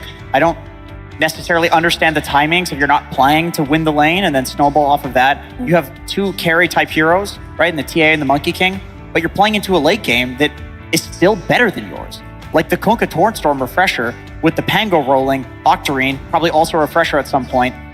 I don't even think they win if they go to the late game with two carries. So I don't see the synergy in the draft. It really looked like to me like we're going to win the lanes and snowball off of this, but they couldn't. Which, if they do win the lanes, then I guess the idea of the Monkey King is we can now siege high ground, for example. We put our circle down, and you can't really fight us in the circle, not only because Monkey King has the offensive power of the monkeys hitting you, but he has so much armor, which you theoretically would imagine Naga would cut down through most heroes. Monkey King could sustain it, but it all predicates on getting out of the laning phase. I mean, I would imagine so, but OG did get out of laning phase. They had a really nice lead because Whisper and Ari popped off top. BZM was TA versus Pango, so that was good net worth for them. And there were net worth on OG's cores. They just never really turned it into anything because even though they did win 2 lanes, the bot lane went very well for Falcons and they were able to just chase, make some kills happen early on. And then while they were making those kills happen off of Kunkka, off of Hoodwink, Naga's game stabilized, just outfarmed everybody. Yeah, I mean, Whisper even had a 30-minute refresher. Like, it was crazy when he did that double, what the heck is his ulti called? Arena. Oh, there it is. Yeah, so, that's it. We're in one right now. Yo, shout outs to the Arena. Shout outs to the Arena. Whoa. Resorts World Arena. But the thing is, Better even than the double Mars arena didn't do anything, right? Because there's no follow-up damage. Yeah, it felt like they weren't connecting things together perfectly. It felt like Whisper is often near the enemy team, kind of looking for things, but his teammates were busy dealing with Naga illusions and things like that, and thus they weren't able to get together as a squad and, put the circles in the third dimension. Would need Monkey Kings with freaking laser beams on their heads, Jenkins, as I think OG are a little bit miffed. They had the last pick opportunity. There were a lot of heroes available. They could have even flexed a few heroes, but they committed to the Monkey King, and it bit them in the face. So now you go into game number 2. Are you going to start prioritizing Tomato further? What's the thing that you're wanting to repair as you look forward in this series? To be honest, like thinking about this game, I don't think they're going to be too worried. It's just, to me, it felt like a draft issue. Like looking back, I'm looking at the heroes and it's like, what's the play here? You know, Monkey King stun into arrow in the lane or something like that, or Monkey King like jumping in and scouting and you hit some double arena spear. It's like the things that I was having to fabricate in my mind for them to win the game against a Naga that's pushing all these lanes. A Kunkka who has like 4,000 HP, Octarine Core, BKB. They tried to kill him. They double speared him. It didn't work. Like the amount of things that had to happen perfectly, it's just, at that point, it's a bad draft. I don't think that's entirely fair though, because they did have a net worth advantage from the laning stage, which doesn't necessarily make it a bad So draft. then why didn't they win? Because they didn't really do I feel like much. it's because right? there's nothing to do with the heroes that they have. It just felt like a 2-carry lineup. The thing is, they didn't play exceptionally well at some point, because we saw most of the net worth being on that TA early on, and then we saw TA dying, farming Dire Ancients right side, getting caught by the Kunkka. Like dying there when you're top net worth really throws just a giant freaking thorn on the side of your team if you're doing something like that. So I wouldn't even say that was the cleanest performance from OG, because they definitely did have an entry point into the game. They just played sloppy and didn't facilitate it. I don't think the Monkey and the Murano were the best combo. I just think it was a Naga problem, personally. If it's a different carry, I think it's a different game. Who solves the Naga? The band. That's what OG has to figure out, because I have to imagine it may show up again in game 2. But for right now, I want to see what's going out right now into the crowd, so I'm going to tune in with Flax. Thank you so much. Yes, my friends, it's time for another crowd vibe check. We'll take a look around. Now, I did meet a very interesting person here. This man, what's your name again, sir? Feature. Oh, very good. He has been drawing Dota characters all day and handing them out. Can you show the camera some of your art? A local artist here. I mean, that's pretty good. What else we got? Oh, beautiful. Don't scroll too far. All right, that's fun. That's very good. All right, so I had a funny idea. I thought I would find somebody and see if you could draw a picture of them with their favorite hero. Do you think that could work? I think that's doable, yeah. All right. Sir, what is your name? Nihal. All right, what is your favorite hero? Zeus. Do you think you could draw this man with Zeus by the time I'm back with my vibe check? Yeah. All right, get started right now. All right, we'll be right back. Go sit next to him. He's got to look at your beautiful, pristine face. Now, ladies and gentlemen, we do have OG in the building, and it pains me to say, this might be one of the last times you guys can cheer for them. This might be one of the last times you can motivate them. So I have a prize here from Ace of Predator. They're going to be giving out a prize to whoever can do the best OG cheer. Who can get these guys motivated to win this next game? Does anyone want to try? Raise those hands. Is that raising hands? You will motivate? Okay. It's a contest, fam. Do we have a speech you could give? Seb hardly ever gets speeches himself, as he's constantly giving speeches to others. Can you motivate OG for us? I can't motivate, but I can give a chant. A chant, all right, I'll try it. Let's go for the chant. OG, OG.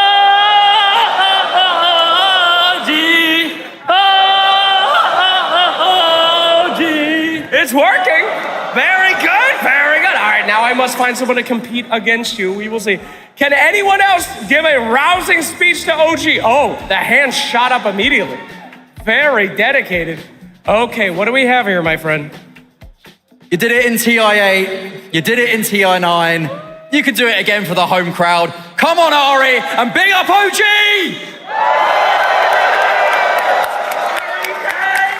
Very nice. All right, crowd, I'm gonna have to leave it to you. Who is gonna win? Would you like our first competitor here? Let's hear it if you think they should win! And our second OG fan, let's hear it! Woo, that was close. You know what? Screw it, give them both one. All right, let's go. They can both win. Congratulations, you guys get some Acer swag. There you go. Would you like to open it for us? What's in there? show us a little segment here. What do we got? We have, what have we got here? A premium mouse pad. Do you play Dota? Do I collect mouse pads? Sure. Well, no, but Well, now you do, young man. There you go. Fantastic. What's the next one? we also have, a controller to play Dota on, right? Your teammates will love that. Still better than a Steam Deck. All right, next. Oh my God! Cut the cam. All right, wait. And I guess Twitch, That's just a little bauble for you. A little Rainbow Six bauble. Bubblehead. Well, okay, yeah. Fantastic. Now let's go and check back in with our artist here. I'm gonna run back and see how the quick sketch went. Art is incredible to me. I could never draw anything as a child, and thus why I play video games. Very depressing. No actual skills. All right, your time is up. How did it go? Oh, wow. Okay, are you all ready? Let's see the art. Okay, that's a very nice looking Zeus. I mean, that guy had like 30 seconds. Well done. I'm gonna give you a little prize too. Well done on the Zeus art. All right, thank you guys so much. Yes, we are doing art, we are doing cheering, we are doing everything here as we wait for our next game. So, let's see how the next one goes. Back to you. Thank you very much, Flax, and everyone in the crowd, the talented artists, the talented chants, and of course, all the talented, excited people here for the Dota. You want to be here for game number 2 because elimination is on the line. Stick around, everyone, and we will be back with game number 2 of Team Falcons versus OG.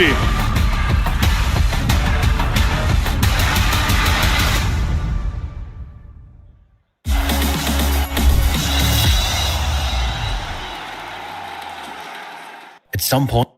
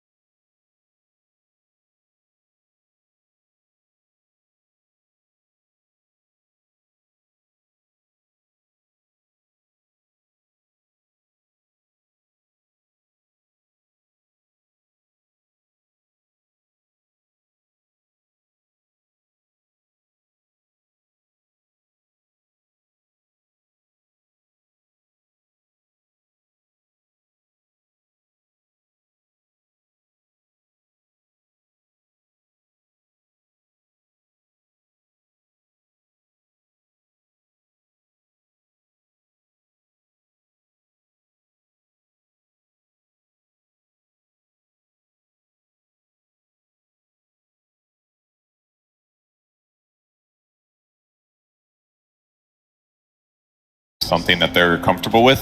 Amar's Doom has been fantastic. He's one of the offlaners that's very happy to pick it right now because it just makes team fights easier. Something else that Pango does great. Doom, some carry, it's pretty much always going to be effective in a team fight.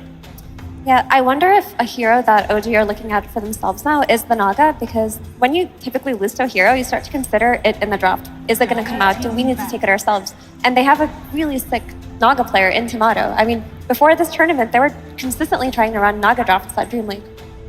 The more that I see Doom into Naga, though, the more I like the Doom side of that. Like the Shivas and Scorched Earth, you can often find the real Naga illusion. And it feels like at some point in the game, the real Naga gets caught by the Doom, and it's just a complete disaster. And in lane, Doom has like decent armor. You can get creeps to deal with the Naga. I know that was like traditionally considered like a good hero against the Doom, but the more the meta evolves, the more I like the Doom. I mean, Doom is just an OP hero. Yeah, one of my main apprehensions, though, is I feel like anytime I see a Falcons first pick, I'm like, oh, this hero could go in like a minimum of 2 different lanes. Doom is very telegraphed. It has to pretty much go to ATF. This is the one. Yeah, this is the one that's not telegraphed, or that is telegraphed. But it provides so much that even that isn't a reason to not pick it. Often teams are banning Doom in that first phase versus him. I wonder if OG are considering their Brewmaster, right? It constantly gets banned against them, but now that they have the Shadow Demon opener, where they couldn't really reveal their flex early on, they don't have to do that this time around. They can just show the brew. I mean, I would like it. I think Whisper's Brewmaster is fantastic. He's very good at pivoting both ways, whatever he needs to do in the game. Whether it's Spirit Vessel, like we saw earlier today, or just a really fast Radiance.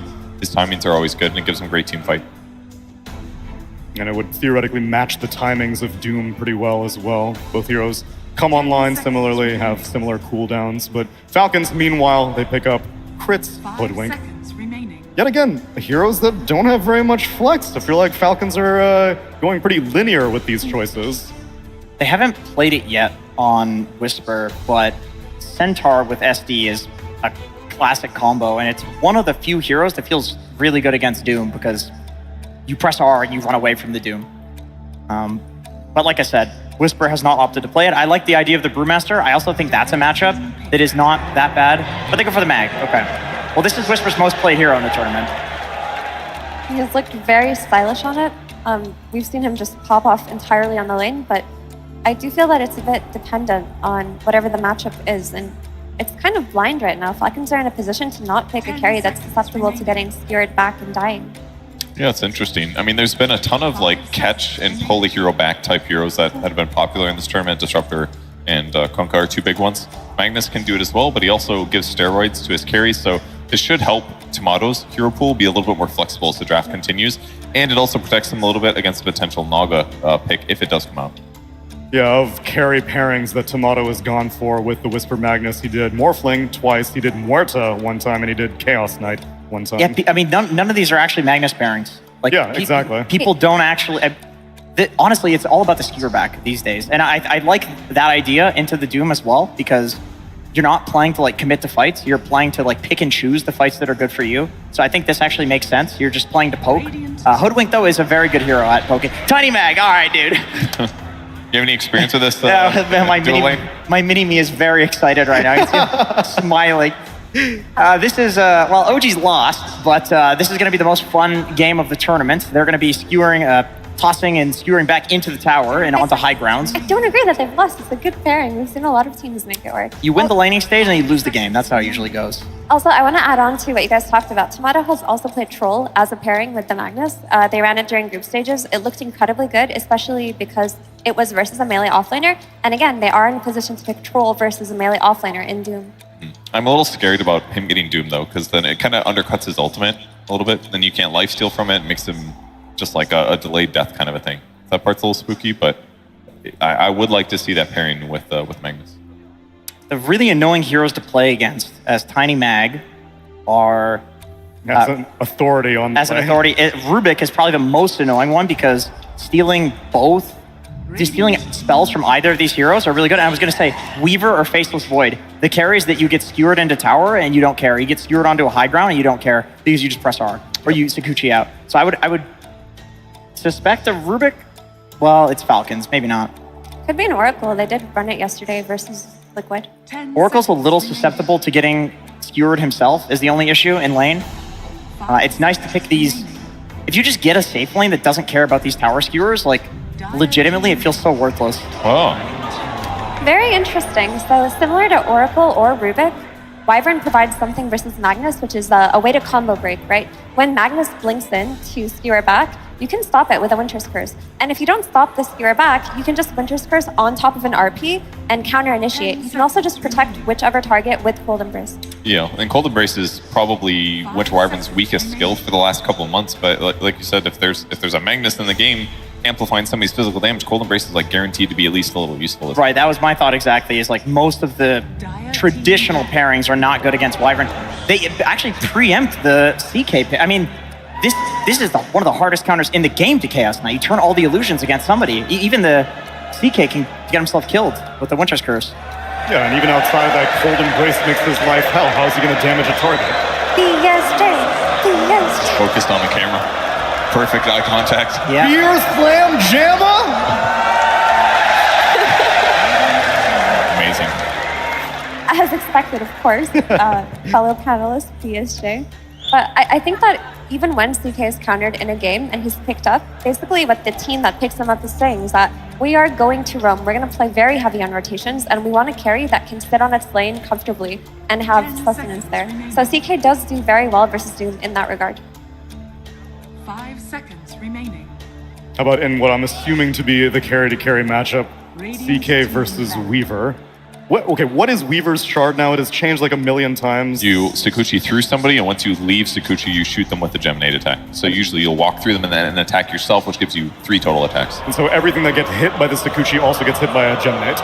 Correct, after you exit it. So it's some way that Weaver can deal with AoE. It's a little bit, but I'm more worried for Weaver in these moments where Winter's Curse is down and Cold Embrace is down, because CK does tons of single target damage. You can easily blow up a Weaver at most stages of the game with a little bit of help, so For sure. it's going to make it a little harder for Weaver to play this game. If you stun this Weaver and you see him, that Weaver's dying in 2 shots before it can even time-lapse to the CK. But the thing is, the CK, there are solutions within Falcon's draft for it. Like Jenkins mentioned, the Wyvern is a hard counter, but also the Hoodwink.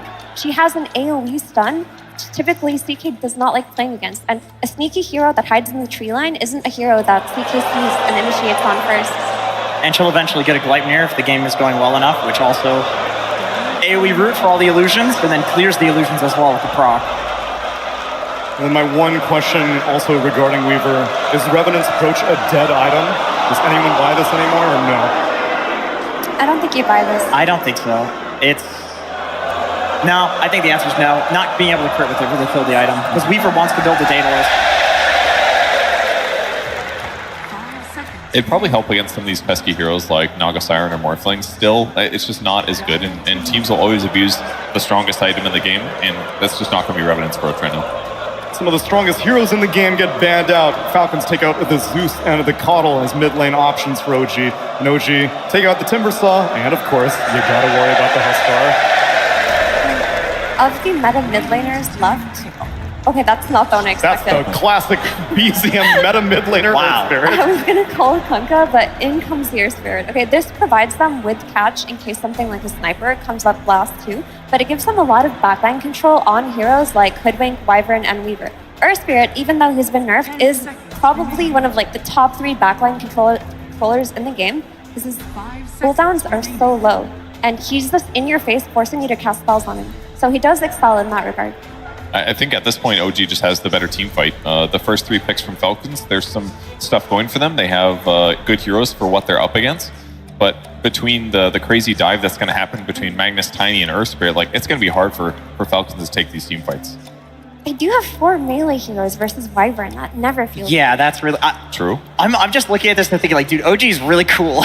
Like, this is such a balls to the wall. We're just all-inning on, like, killing you and skirmishing draft, picking into counters. Like, they don't care. They're tiny mags skewering you back. It's going to be all about those skirmishes. For Falcons, the 2 Mallory heroes that are left are Puck and Lina, and neither of them really feel that Puck's great. banned out. Puck is... Okay, so it's Lina, and it doesn't feel good into He needs a frontliner. tiny mag. Like, that is the best hero to toss skewer back in the game. She does not want to be skewered back, and she's so squishy, and she's worth committing to. They need a frontliner mid that can initiate or something like that. And Earthshaker will do some, gives them some great AoE.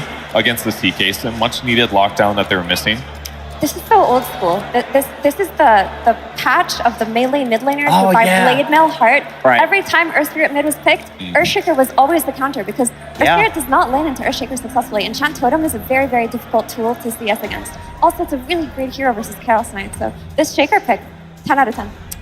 I agree. I totally forgot about that patch. That was like the hero to counter the Earth Spirit with in the mid lane when it was the melee hero patch. I was thinking about Earthshaker as a 4, and then I realized there were 2 support picks already coming out from Falcons just because it's so good at the, against the CK and against Tiny Mag. It's really annoying too because you combo break, right? With just a fissure, it's enough to combo break. So it feels like an amazing Earthshaker game. It's going to have amazing farm priority as well. Malrine definitely going to be able to, I don't know, I have to imagine, give some crowd pleaser echo slams. Or maybe it's not such a crowd pleaser since it's going against OG.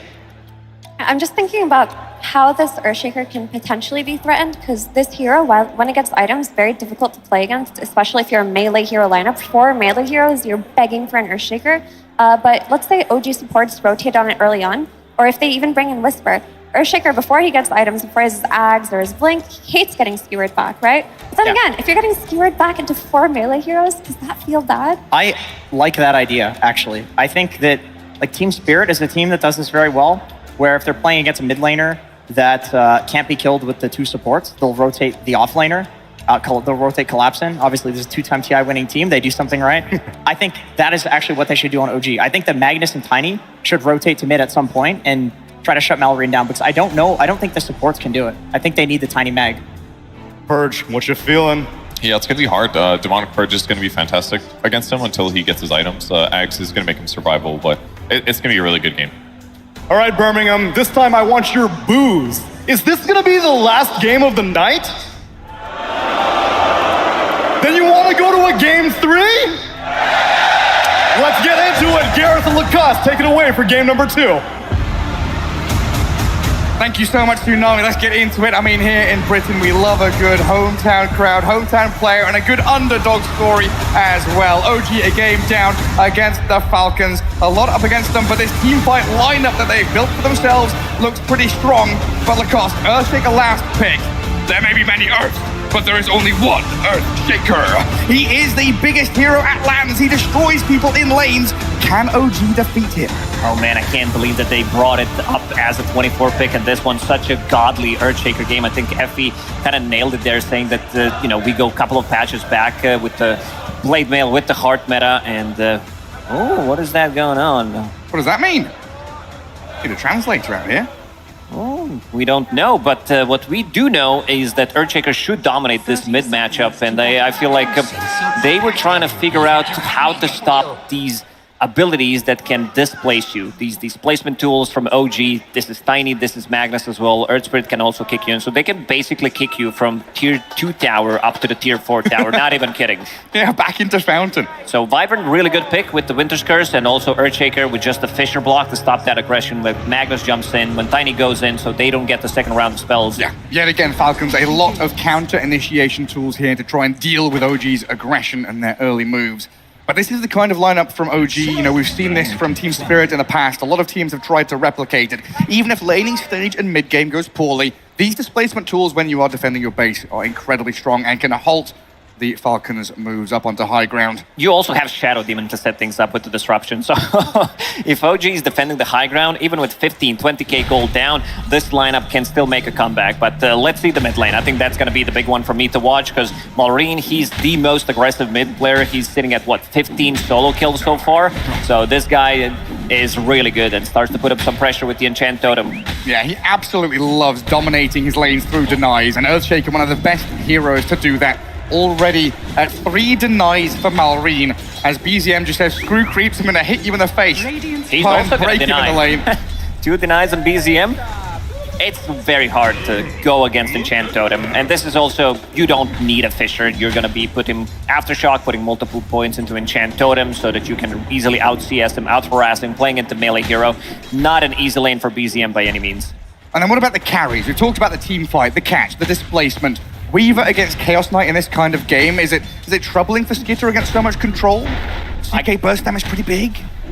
In terms of lockdown, they have Tiny, they have Earth Spirit. I think they also needed something from the mid lane, some low cooldown stun, low cooldown silence, and this is why Earth Spirit was picked.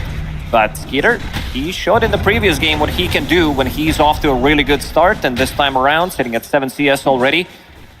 Going into that Gleipnir, I don't think that's going to be an easy game for CK by any means. He's playing into Doom, he's playing into Wyvern, so stopping them, you know, his aggression, he can easily get solo killed, playing into Echo Slam. Weaver does buy a Gleipnir, so that's going to be another way to deal with those illusions. I feel like OG, they will need to use this CK ulti before, because if you're the one who's getting jumped, it's going to be very difficult for him to like get that off. Right, yeah, that's very true. And BZM so far, giving as good as he's been taking here. Pretty much dead even, 4-6 and 4-5 in the mid lane. They're ignoring their own last hits to get denies. The last hits, it's all about those denies. Oh, there's Malrine with another one. Very irritating mid lane, apparently for both of them to try and get their CS values up. Down at bottom, toss back into skewer play. Whisper drags Skitter in with a shockwave as well. A lot of damage, but no kill. Does put Skitter in that kind of nasty threshold spot, so pops the magic stick as quickly as possible. You gotta be careful, but that's a valuable point in the cold embrace. This is a lot of heal. This is, if you have 800 HP, this is 180 total. You're dead. For 50 mana. Mid lane last hit value just looks so funny. You know, it was 4 and 7 a second ago. Finally, we're getting some big numbers on the actual hits on creeps. Tons of denies. As we start getting more and more points on that enchant totem, though, things get a little more difficult for BZM to go toe-to-toe. Crit did steal enemy bounty runes, so there's not gonna be bottle refill available for BZM. That's some At interesting. least on his side of the map. Some interesting wards there as well from the Falcons, right? Double observers. We do have one from OG watching for that northern access point. But that top rune looks very important for Falcons and the moves around. Crit. Might be in danger here now. Turned on and slain. Amar seems tanky enough to walk it off. He's got the goblet full of lovely liquid. Kobold speed creep. Hoodwink is a very squishy hero. If he's caught outside, doesn't have point in scurry, he can easily be killed. And trying to set things up with the disruption, Seb, I think there's gonna get a lot of value. And this is a new tech build from Shadow Demon, because the extra damage that you get from disruption on those illusions, so you're not maxing out your Shadow Poison, instead you're lowering the cooldown onto disruption and try to play slightly more aggressive. They're a bit low on mana. Dimato does have Magic Stick and Healing Lotus available, and there's that heal. Toss back, again, in towards Whisper, avalanching up the Wyvern. Not gonna move any further. Skewer was already utilized there by Whisper, so they didn't have the full combo. Snaking still thinking about what he wants to get on level 3, whether he wants to lower the cooldown or Arctic Burn, and now picks it up, level 2. Seb, wide out in the open now. Crit and Amar held back with a disruption. Tomato could maybe stop the advance of Amar, but it seems like Hurt. it's not worth stopping He's him. gonna run him down. Seb is gonna waste their time though. Eudora. Position 5 kill, they're using Blood Grenades, using Scorched Earth, they're chasing him until the end of the earth with a Good pushback. pushback to onto catch 2 of them. BZM as well. Body blocks though under the tower, meaning Amar taking a lot of hits. But they get the kill onto Seb nonetheless, but that's dragged them out of the wave. That's given Tomato a very nice time. Yeah, Seb. You can feel it, they're chasing him across the map. I think that's worth it for Doom. Like, he's getting some of that XP, and we see these offlaners getting involved relatively early on. Malrine with the Enchant Totem, level 5 still. Oh, the bottle refill attempted here. Meanwhile, at bottom lane, Snaking dropping. Cold embraces himself, and the swarm's in the Victor, line he in the mid gets lane. it. BZM They're is not dead. done. Malrine, he's going to Echo Slam this one and look for Seb as well. What a couple. fight. They're playing with the catapult as well in the mid lane, so that's gonna be some good damage. No TP for Shadow Demon. What spells we got left? Another skewer Skeeter. after Avalanche. Skidder going to turn and fight back into Whisper with a bushwhack. Crit arrives on the scene of the crime to take down Whisper. Crit Ari, saves the day. he's dead as well. Man, Kret is really on the money with his rotations throughout this whole tournament. He's been very active early on, involved in all 5 kills for Falcons. And this is going to be his best hero, right? The best hero appearing in the tournament. Currently sat at 10 and 3 for the Hoodwink. This could be the 11th win. Incredible stuff out of Crit so far. Wow, a mild net worth lead here for the Falcons. 1K as they are 5-2 ahead of OG. And a kill on BZM here could be huge. Another one where he's gone too deep. Malrine, oh, the lowercase XD with the smiley face. He has to add that smiley. In the end, it's Malrine. Level 7 Earthshaker after this creep wave. 24 and 10. Well, Weaver, 11 denies for Skitter down in the bottom lane as well. This is the laning stage of Falcons that they are so known for. And yeah, despair for BZM in that middle lane. He knows that he messed up going underneath the tower. Like, this lane is not playable. Another Echo Slam will be available in 50. Let's see what they can do with it. Such a great start for Malrine. Big wave here for Skitter to gather up. Wisdom Rune spawning. Yeah, no contest. Everyone very honorable in taking their own Brain Rune. Snaking. A bit of chip damage onto Whisper. No real kill threat, though, from the Weaver and the Wyvern. Again, Falcons much more about that counter initiation rather than setting up moves on their own right now. It is down to OG. I want to see who's going to make the move. It has to be BZM. Does have Haste Rune available in the bottle. Level 6. Scanning. He's surfing on his way somewhere. We'll see where he ends up. And Radiant stand that top tier one, trying to figure out where Tomato and Seb are. OG playing off the map, kind of hiding where they're moving to right now. So a little spooky out there for Falcons. And that's why they are dipping. BZM pinging out the mid lane. There's a rotation from Tiny. Trying to get a disruption off. With the magnetizing disruption, they're setting up with Tiny's move. Avalanche. They need to be careful. There's the salami if necessary. And there it is to take down Ari. Crit came in again in the nick of time to stop the aggression. Falcons are so good at bringing the numbers just to stop and halt OG's moves. You're going onto Earthshaker, who's super tanky. Just relax, guys. We've seen that one before yesterday. Power Treads plus Magic Wand. He does have 1500 HP on Earthshaker, so pretty difficult hero to kill. And it's only 8.5 minutes in, but this is a game where Falcons are finding their groove very early on, and that's a scary bushwhack. Scary prospect for OG. Seb gets Doom. Amar, the Seb hater, going to take down the Shadow Demon one more time. Tomato with a bit of backup arriving, but BZM doesn't connect with a roll. My damage misses. Oh, they can't find him. Oh, a little bit of XD, Earth Spirit. Some hotkey issues potentially. Oh. We haven't seen this one. Malrine says, pause for yourself. Oh, that's a bit cheeky. Oh, what's going on with this game? Falcons, they started this new trend, and BZM, I don't know, because I know that BZM is one of the players that doesn't use a mouse pad. I don't know if that's still a thing. Yeah, but that was definitely a thing like a year ago. Oh my goodness. Yeah, forget the mouse pad. During DPC, I remember having an interview with him, and we did ask him about it. And he's like, you know, maybe the table is not what it's a bit different surface. Who knows? But missing that boulder, definitely having some trouble. Very costly. I mean, we're starting to see the difference in net worth now really becoming very apparent. 4K for Tomato. He's had a good laning stage, but the 3 Radiant cores right up at the top, about 1,000 ahead of their counterparts in that Magnus and Earth Spirit, who are down at 3,000 for themselves. And Crit having had such a great early game. Crit is all over the place. Already. He's going to be level 6 by 9 minutes. Having Sharpshooter, they already used Doom, killed off that Shadow Demon, so yeah, a lot of aggression coming out early from Falcons, and they do have a really good scaling draft. Looking at the Earthshaker, 800 gold away from his Blink Dagger. Oh, this is the kind of draft, though, where OG can pull out some magic. They're known for their scrappy, chaotic team fighting. Tiny, Magnus, Earth Spirit, Chaos Knight. That Shadow Demons buy a bit of time. Once we get into mid-game, they could pull out some incredible plays, but they're going to need all the help that they can get in this game, too.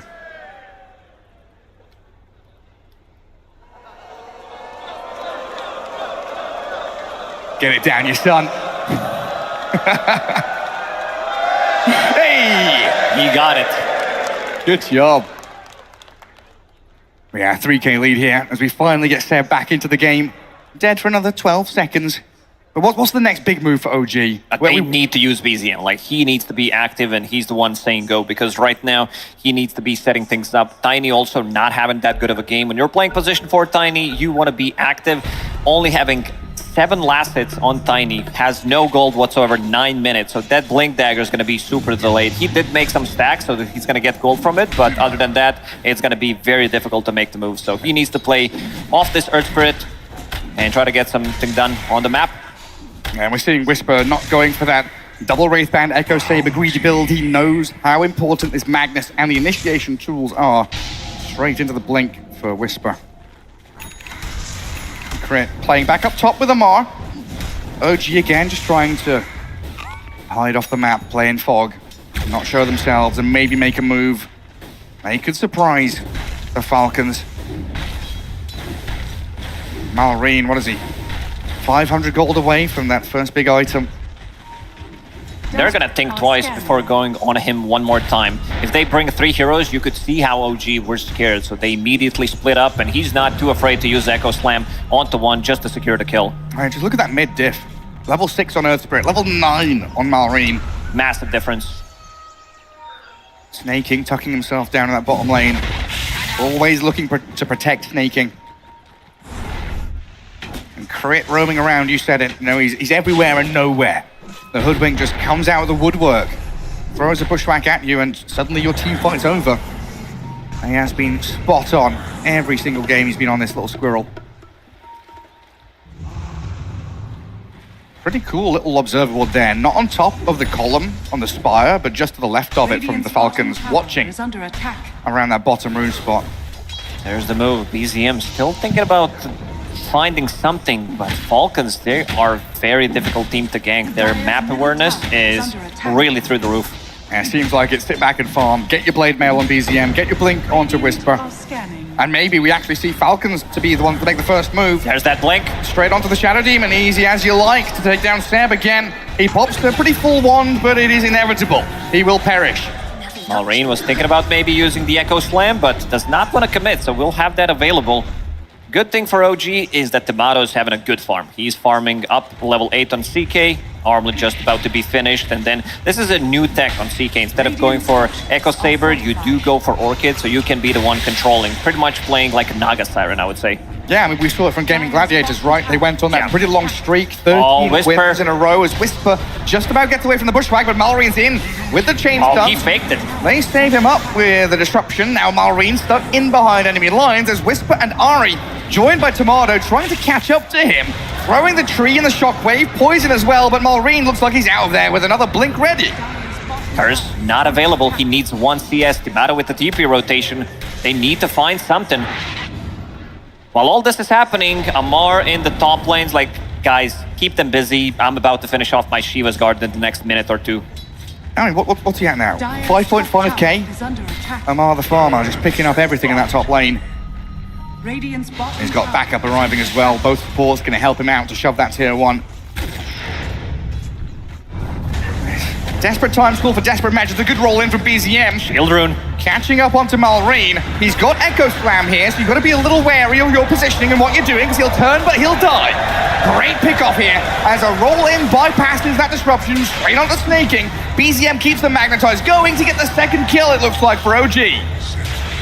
Seb tipping Malrine immediately. They need to get back into the game. They need to get the spirits high back in the team, and that's how they're gonna do it. Ari and Crit. Why, hello there.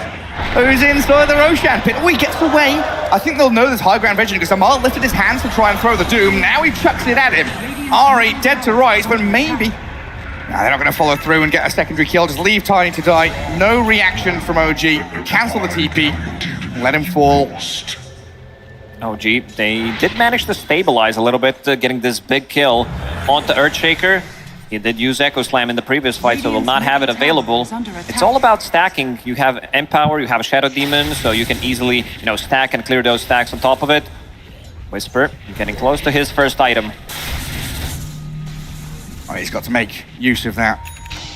But he might be delayed. They're already behind him. They're going to catch up to him with Malrine again, making the jump. Swarm and connection from the bushwhack makes it look so easy for the Falcons. And BZM's come to try and help out, but I just don't know if he can do too much. The glyph delays that push on the tier 1 at least.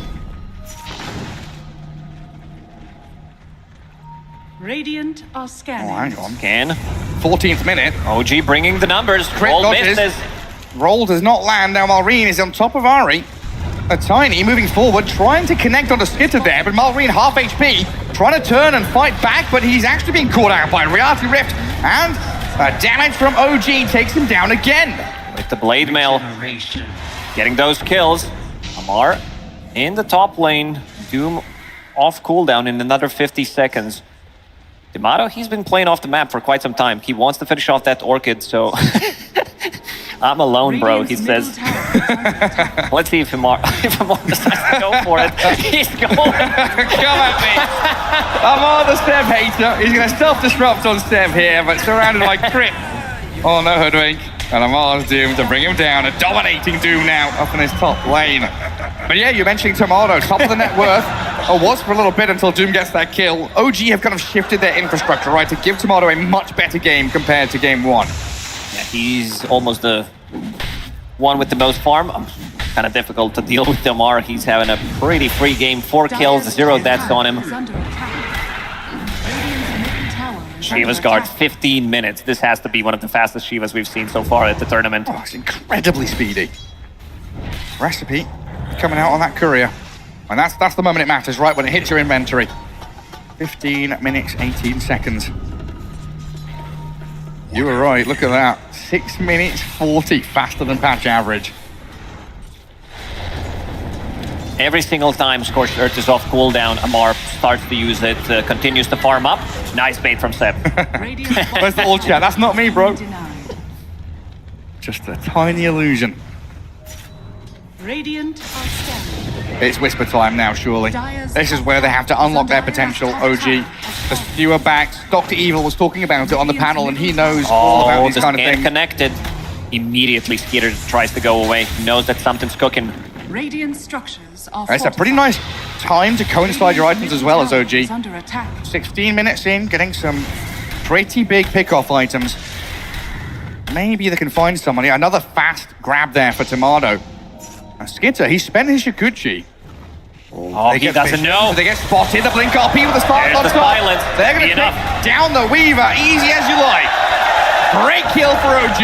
OG was so patient. They wanted him to scan connected, and they're like, yeah, is he going to run away? The rest of the team is farming on a different side of the map. Waiting for some big items. Ari very far away from his blink dagger, but got a little bit of a goal from that one. Seb's game plan so far just to be the bait. He's been dangling himself in front of these Falcons heroes and dying so his team can get bigger and better things across the map elsewhere. Amar. The vision from that Shiva's. This bait, are they going to fall for it? And TP's the Rainbow Power Rangers coming in to save the captain. No dive from the Falcons, so Seb is safe and sound. Using Disruption on himself and also having Shadow Demon Amulet, so that's going to be a little bit of protection. Oh, they've whittled away that net worth lead now. OG finding themselves a bit of comfort in this mid-game. Laning stage look pretty sad, but a bit of wiggle room there for OG to fight back, get some punches. OG, they have the tools to try to bait with those illusions, Shadow Demon, CK ulti, and I think Tomato is going to play with his ulti every single time it's off cooldown. Use it, try to get the one lane pushed in, pushed out. Skeeter, this time around, he's not going to fall for it. Gleipnir now finished. That's going to be the big tool to keep them in place, try to set things up for a curse, for Echo Slam. A lot of poking on this map from OG, trying to play into their own vision. Kind of challenging to press into tier 1 mid, though, when you are playing into those big team fight ultis you're mentioning. Whisper, he's going to give it a crack here, though, but Crit scurrying out of the grasp of the Magnus. And Falcons trying to turn this around, but with no bushwhack. Oh, Skeeter, he found Seb. Ooh, that was close. Shukuchi was already used. Seb glimmered up, trying to make the great escape here away from 3 cores. Demonic Purge down, the Blink Echo in. Tiny and Shadow Demon caught up as Ari will toss the Earthshaker around, but it's lights out for the Tiny. Turn to Gravel. They didn't commit with too much. We're still yet to see a Winter's Curse. It's going to be used very defensively, and the value from the Cold Embrace. Most of their damage, you know, a lot of physical damage. They have some, of course, from the Earth Spirit, from Tiny, but I think you can still survive. If you get the good Curse, if you get the good Cold Embrace, trying to set things up on Malrine. That silence from Tomato, getting them another kill. Yeah, this Tomato CK having a great old time. I do start getting the control from Falcons, though, with the rods of Atos, the Gleipnirs. Just look at how quickly this mid-Earthshaker disappears. Tower is under attack. Good vision game from OG. One on the high ground, one also scouting things out behind Tier 1 tower in the mid lane, and Tomato will finish off. Ooh, that was close. Almost finished off the tower. 2 HP. Amar will get a deny. There it is. Tower has been denied. It's kind of incredible the way that Seb's been playing that kind of bait style, right? Dangling himself in front of people. Sure, he's died a couple of times, but it also means Shadow Demon's finding farm on the map that otherwise just wouldn't be grabbed. He's got 5k net worth on Seb's Shadow Demon. With 7 deaths, that's pretty impressive.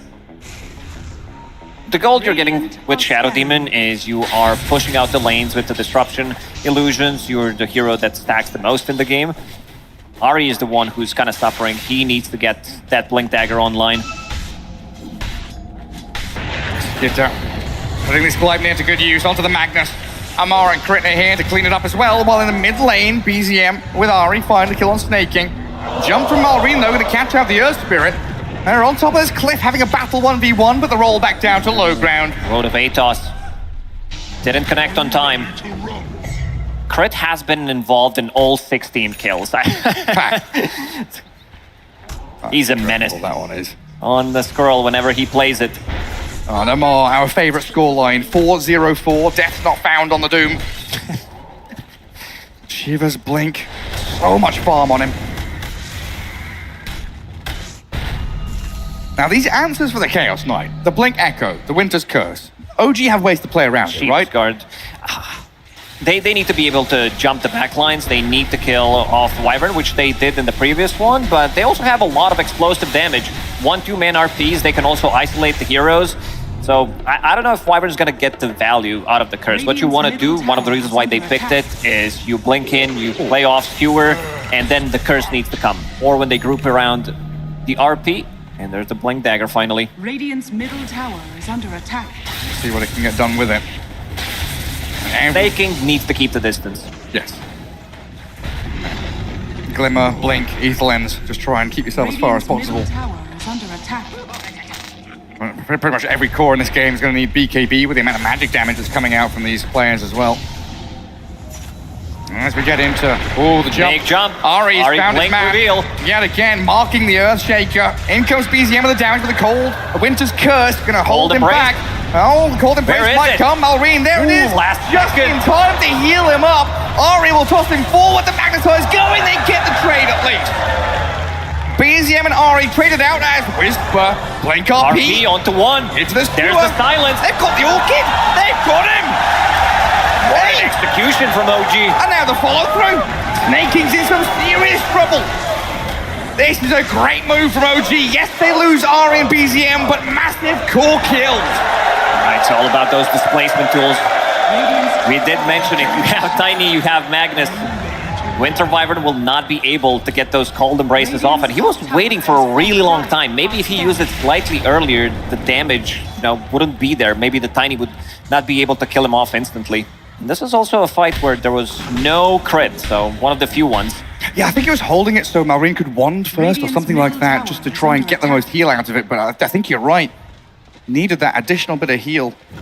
Orchid pickup from Tomato has been on point. Second item on CK. You mentioned Ratio. I think he was the one who started this trend.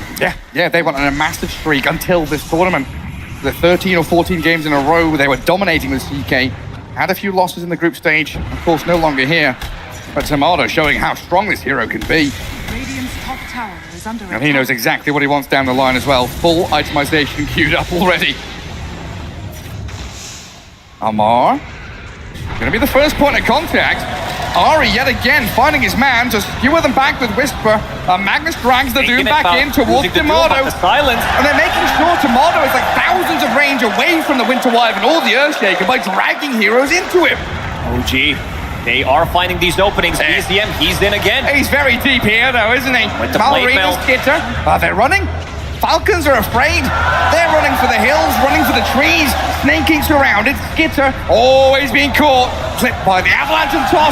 The Weaver's No gone. time lapse. Rock and sock him, Ari says.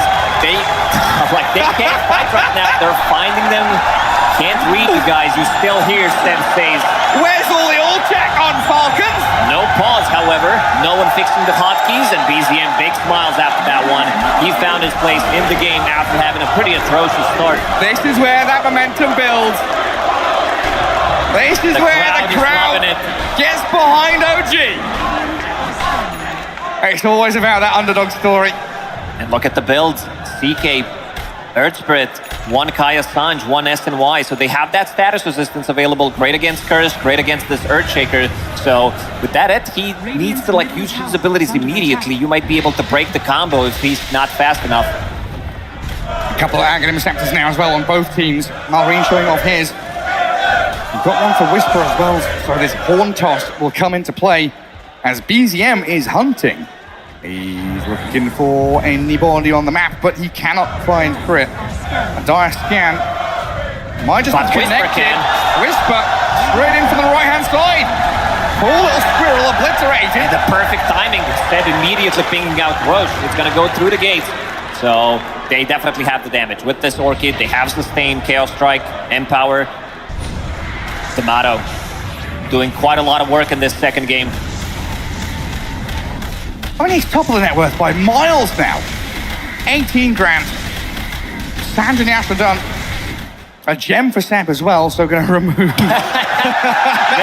is. He's your favorite, isn't he? He really is the gangsta kobold. The gangster kobold. Mr. Mafioso himself. But yeah, you're right. Easy Roshan for OG. And this is going to mean with Aegis in hand, Tomato no longer has to be as fearful of the Blink Echo, of the Winter's Curse anymore. Falcons will desperately need BKBs for the next couple of fights, so they need to slow things down and not maybe try to get for, you know, a couple of pickoffs to try to delay as much as they can, but BKB is very crucial. Skeeter getting close to his, and there are also two almost available, one on Amar, Seb. That's going to be his 8th death of the game. You gave the gem to someone else, right? I thought I saw he bought one. I assume so, it's still in Korea, that's all good, all good. Under attack. Did not lose it. Crate lurking around, trying to clear out that mid-wave. Falcons with a snipe on a position 5 Shadow Demon doesn't really alleviate the pressure that's coming towards their base right now. Tomato finding himself in a very good spot this game. Radiant's top tower. But this could be a good timing for the Falcons. Couple of big pickups. A lot of defensive tools now. Otto, he's pushing. There's the Gleipnir trying to set things up. There's the BKB immediately. First life. Patient. Can they burst him? Tomato, armor toggled. Little dies. Whisper in the meantime. Doomed up. He was maybe a little too patient as Amar finds the Magnus on the right. The kick across, trying to buy time. BZM on the front line. Just Heal rune on him. Super tanky. Right in onto the Weaver. Skitter. Cold Embrace. And the Winter's Curse will catch up BZM and CK. The fight comes to a close. Everyone's spending all their tools. BZM says, no, I've got Ari here to help out. Nicely done by BZM. And he also snipes Snaky. 500 gold. That's pretty much a solo kill. That was magnetizing a kick. How did you Yeah. get him all the way in the base? He got him in the base. That was a lot of BKBs. Doom expended just to get the Aegis off. Nobody dying on OG. Can I go high ground here? They're gonna go. They're gonna poke. See what's gonna happen. No BKB has been used on CK. There's no Echo. There's no Curse. Are fortified. No way of really stopping this CK and all the illusions coming out of the Shadow Demon now. You show up. You get close. You're gonna get disposed. Horn toss. Toss back. And BZM has had a lot of freedom to roll deep in these fights. Now has another BKB to add that layer of safety to OG. Malrine. He didn't go for the XP rune. They used the scan there, but didn't fully commit. Afraid. Respecting. Didn't see a single hero on the map. OG doing a very good job. It's Not definitely, showing in the lanes. definitely an indication though, right? Seb was calling it. I can't hear you guys, can't read you. Where's all your chat gone? Falcons have gone into serious mode. It's not fun anymore when you're the ones 5k down, your base is being pushed in. No vision on the map, can't see a damn thing. They've got one observer ward down this bottom lane, near to where BZM and Skidra are having a bit of a spat. And BZM with backup arriving, magnetizing this Weaver, catching it with Ari. Oh, yeah! No BKB, no time lapse. OG, their execution in the last couple of minutes has been really crisp. They're pinging out the tourney. It has been so clean from OG. A Tormentor, the kick out, Tomato straight back to farming, getting bottled up by his buddy BZM. Now look at Whisper up next as well. He knows how important his role in this game is. Ari has been spectacular. Whisper definitely has to get up to the plate and deliver with these RPs. In the first game, Falcons, they were always across the river, split pushing, but now they're kind of experiencing the same thing. Shadow Demon using his illusion, CK constantly using his ulti whenever it's off cooldown. They need to get that big jump before CK. They need to find the real one. It's gonna be easier to see which one is real if he's empowered, so that's a big target if they want to go for. Malrine, no BKB yet on him. Whisper's positioning very good here. He's broken it. They know. They see They know him. Amar knows this spot. Whisper, Amar has found him, and they've got to jump onto the snap. Shadow Demon as Magnus will die to the Doom on the left-hand side. Falcons strike back on their doorstep. Such a clutch play from Amar and Skeeter. Skeeter scouting things out with Shukuchi and then breaking the smoke immediately. What a play. Can they find more? That's the question. Not the easiest hero to kill. BZM level 18 with amplified damage. Very fast rolls. And finally, a couple of good wards coming out of Falcons. They need to try to set up some wards outside the base. Yeah. I think they've got 4 out now. Watching all the way from bottom lane up through top. Look at the difference between 2 carries. Tomato 22k, Skeeter only 14. That's 2 items. Wild. Absolutely wild.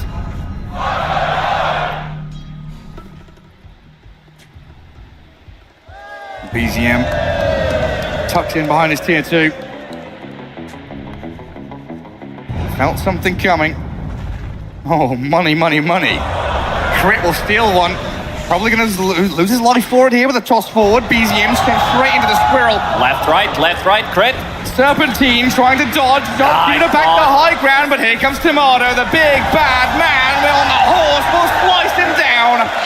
Nothing but roadkill. Skeeter did find Seb. Doesn't have any dust, doesn't have reveal. Gleipnir is gone. And now the turnaround. Oh, Skeeter. He's got TP.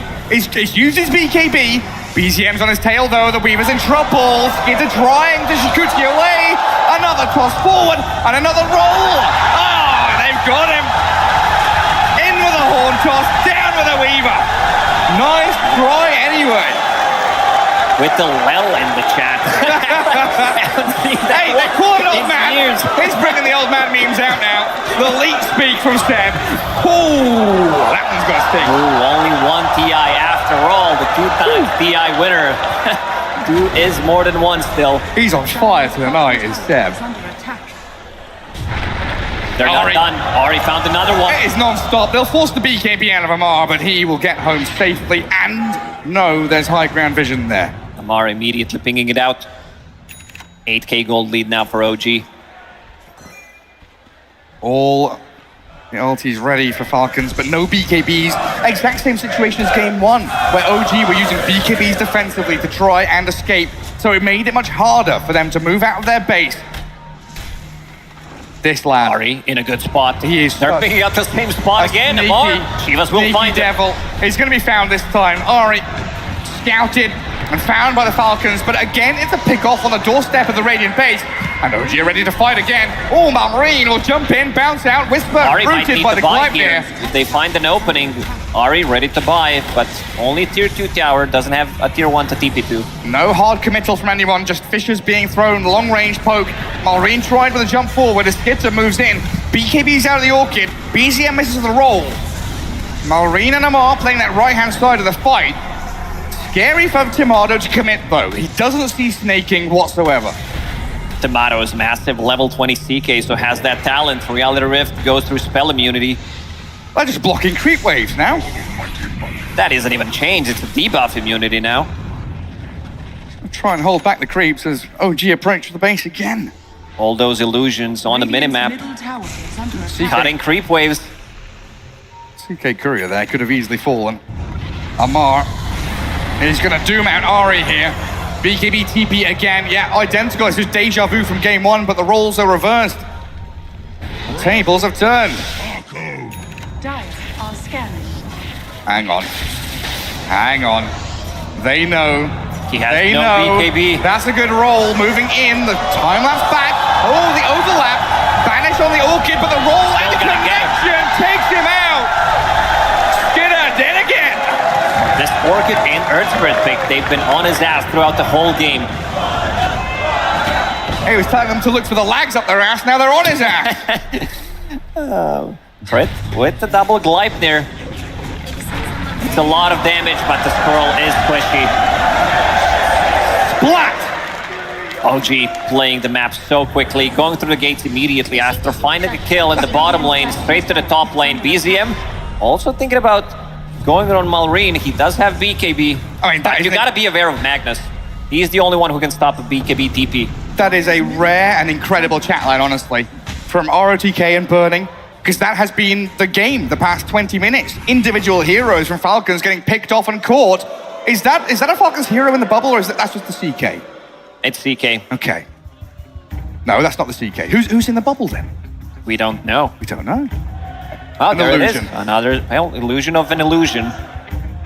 Nothing spooky then for the Falcons. All their heroes are either dead or out on the map.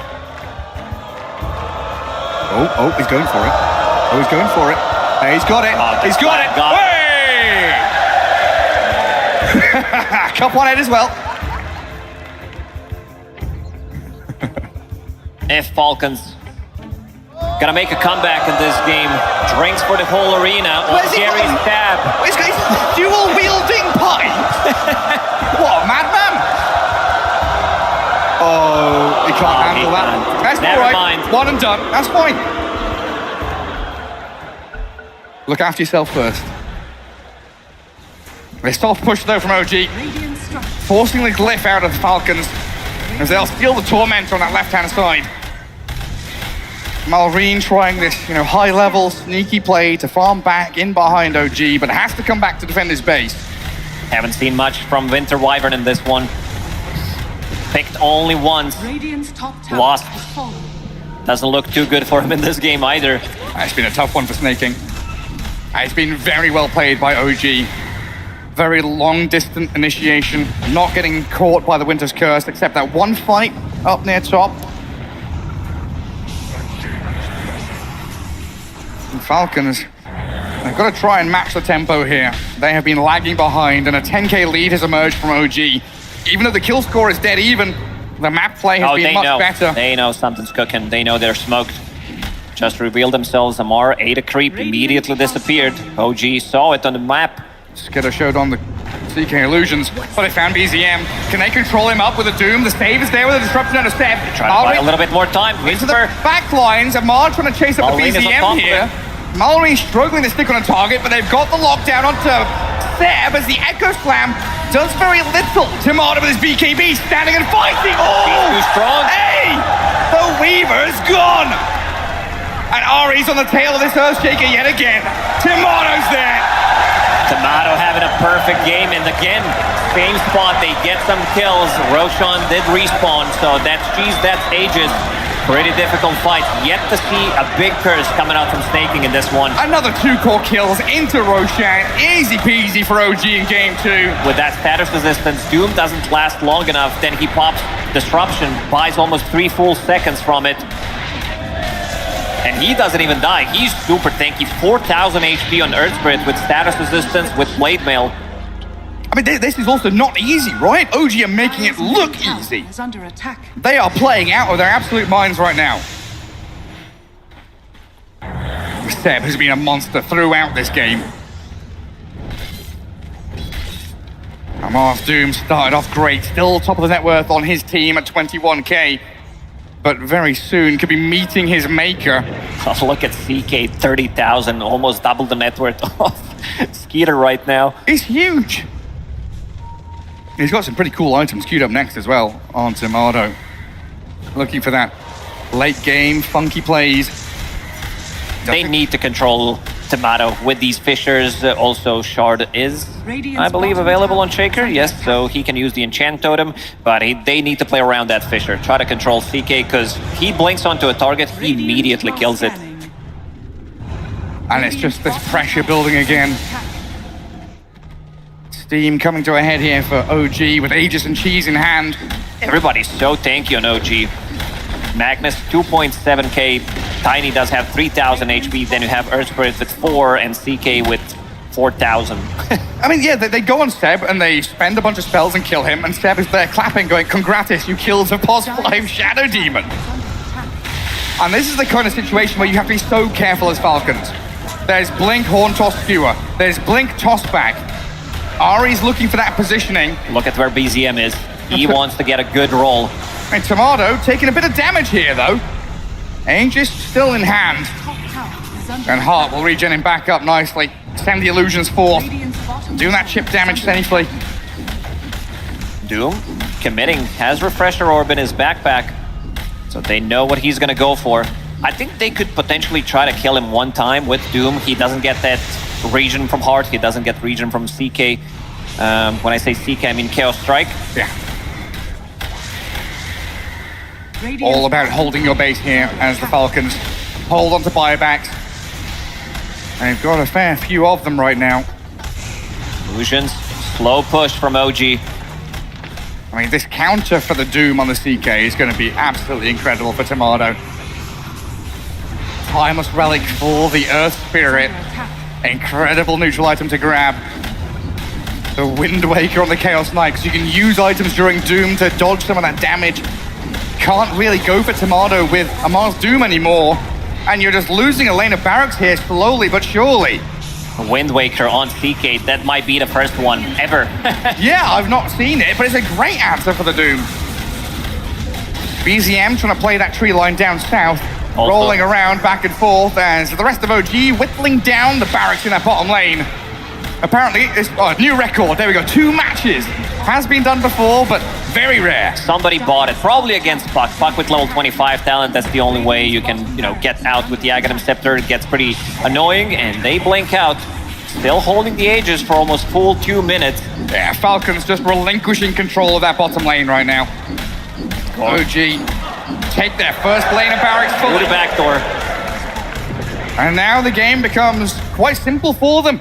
Right, you see the drawing on the map, that's exactly where Dire want to play. It's natural to go into enemy ancients, push mid, push top, get into the enemy base through multiple angles. A bushwhack. Taste of their own medicine from the previous game. Naga Siren, Shadow Demon plus CK doing the same job. They found the Wyvern. That's a huge kill. Dead, but with buyback. Skewer range, Ether Lens. Amar. They're in. He's gone in. He's doomed at the Magnus. He's tried to go for another. Doomed up Ari on the left-hand side as well. But Amar, he needs to get his help. Doesn't quite have it. He's not going to be able to finish off anyone. No, BZM rolls in. They've got a Winter's Curse now. Amar's in trouble. Skidder is balanced up. Sharpshooter lands. Eat the cheese. Chuck the Doom on BZM. Amar dying though to this illusion and the physical damage as Whisper. He's got the skewer. And the RP2. No echo. Earthshaker in serious trouble. He's dead. This just might be it. Skeeter has no mana. He does have no time lapse available. Buyback available, however. They've got Blink Echo. That's all they can rely on now. Skidder can rejoin, but OG looking hot. They've lost BZM and Whisper though. Double catapults, Phantasm ready. They still want to go. Aegis is expiring in a couple of seconds. 10 seconds left. He's so tanky. This might be Megas. Falcons gonna have to pull out all the buybacks, all the stomps to try and defend against OG here. And they're doing it. 45 seconds without Doom. Skeeter with the buyback available will probably need to use it. He's running out of damage. There's the Echo buyback. Half HP CK, but he's got a Wind Waker. Sharpshooter lands. BKB's up. Tomato gets forced staffed and drifted away from danger. Ooh, they will need to reset. Falcons will need to reset and wait for Double Doom to be available. That's their only comeback into this game. They need to doom this CK, who's having almost 40,000 net worth at this point, about to crack level 25. This Wind Waker has been an incredible pickup for him. Unstoppable force, the Chaos Knight. And this is pre-Aghanim Scepter on CK, so there's going to be even more illusions. Just picked up Soul Curious, sold his armlet, I believe. Last barracks standing. At the very least, you're right. Yeah, Falcons not having to deal with the Mega Creeps just yet. And this time, no Aegis for OG either. But we're getting into a situation where, buybacks are scarce. The game is hard for Falcons to try and strike back. They need their next move to work out. Amar. And with that refresher, he can do a lot. Isolate two heroes, boot them out of the fight. And in that time, Amar, he's in that he spot. got silenced. Whisper, he's in again. RP at the ready. He's stunned up. RP and dead. He's gone. No dooms, no refreshers, no Amar for the next fight. That's going to be long 80 seconds. They're going to need to play against Mega Creeps. OG, they need to poke. See if he does have buyback available. Try and find it. Take down these buildings. One rack's mid, one rack's top, as waves are approaching, encroaching into this Falcon space, bottom and top. Radiant's middle barracks has fallen. Timado's Chaos Knight, an absolute wonder to behold in game number 2 here. He's using Wind Waker to get over the Fisher. Yeah, he can't block me. I'm Timado. I'm Doom's Courier. He can't control the heroes, but it looks like Amar is trying to do something. Micro Courier baked in with a little donkey. It's not going to accomplish anything though. The buildings are dead. Mega Creeps are coming.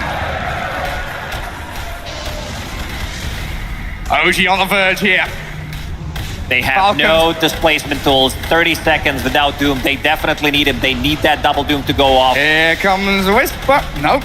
He was thinking about it, hiding on that right-hand side. Instead, it's tier 4s and a focus from OG just to bring down the buildings. Yeah, they're trying to frontline and deal with illusions, but look at this phalanx, this army of illusions just whacking away at tier 4 towers. How many disruptions have been used in this game? Thousands! On CK, every single time it's off cooldown, he just pops it, tries to go for a push. One of the reasons why he's so farmed. He's almost as farmed as this offlaner. Yeah, forget Shadow Demon Luna. Now it's Shadow Demon Chaos Knight. That's the dream. And OG with all this pressure. Hemming Falcons back in the base. In a good spot here, yeah, to find runes, to maybe move into that next Roshan. Big items coming out of OG.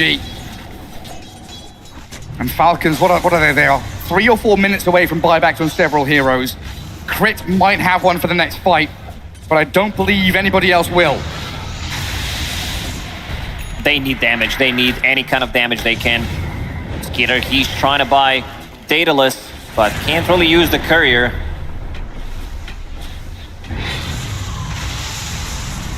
Oh. Non-stop trying to clear these creep waves out. I mean, you said it, a taste of their own medicine, right? Mega Creep's very challenging here for the Falcons to combat. Earth Spirit with the Aghanim Scepter as well on top of it. They can kick people pretty much to their own base from the from the enemy base with the Skewer, level 20 talent, toss back. Requires no target on level 20. Well, it looks like Amar has the only item queued that could potentially save him from the game. He's trying to go for a hand of Midas, but he's going to find the hand of God here as Whisper catches him. RP's the Doom, and another RP there to secure his death. Amar gone with no buyback, dead for ages. They know he has no buy. That's why he used the double RP on him to remove that Doom threat. Mallory misses. BZM still taking a chunk of damage from that physical hit out of Skitter though. Crit with the finish. Oh, all this was happening. Timado did go for solo Whisper. He's got the skewer tossed back. Maureen has the BKB, but here comes Timado. The big man's DK arrives on the scene of the crime. Takes down the hoodwink. Oh, creeps are in the base. Tier 4 towers are falling. They need to TP back. Oh, not quite catching Maureen, but you're right, the base is dying. Throne is falling. It's time to close it out. OG with all those illusions. That's CK with the Aghanim Scepter. One glyph and a dream here for Falcons to hold on to game 2. Almost 50,000 net worth. 1K per minute on CK. He is monstrous. I mean, Mallory's trying. Whisper will drag the hoodwink to the right. Try and get Tomato to take down the Weaver, and there it is. OG.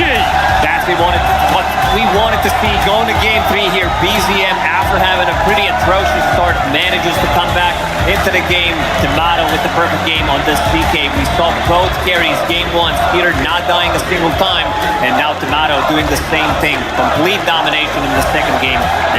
This series is getting spicy. And it's situations like this where you just know, the bad guy doesn't win. Dr. Evil saying you win lane, lose game with Magnus and Tiny. OG say no, we're going to win lane and win the game. So many outplays, so much skill showcased here by OG. Quiero mucho Tomato, yeah. They do love him a lot because with this performance like this, he's keeping OG. He's keeping the dreams alive. And we get to a game 3. Exactly what we wanted. OG against Falcons. Elimination situation down in the lower bracket here for Birmingham. Both teams a step away from making that move forward or being dumpstered out of the tournament. And honestly, game 2, it got awful quiet in that all chat. Very, very quiet from the Falcons as we head back to the panel.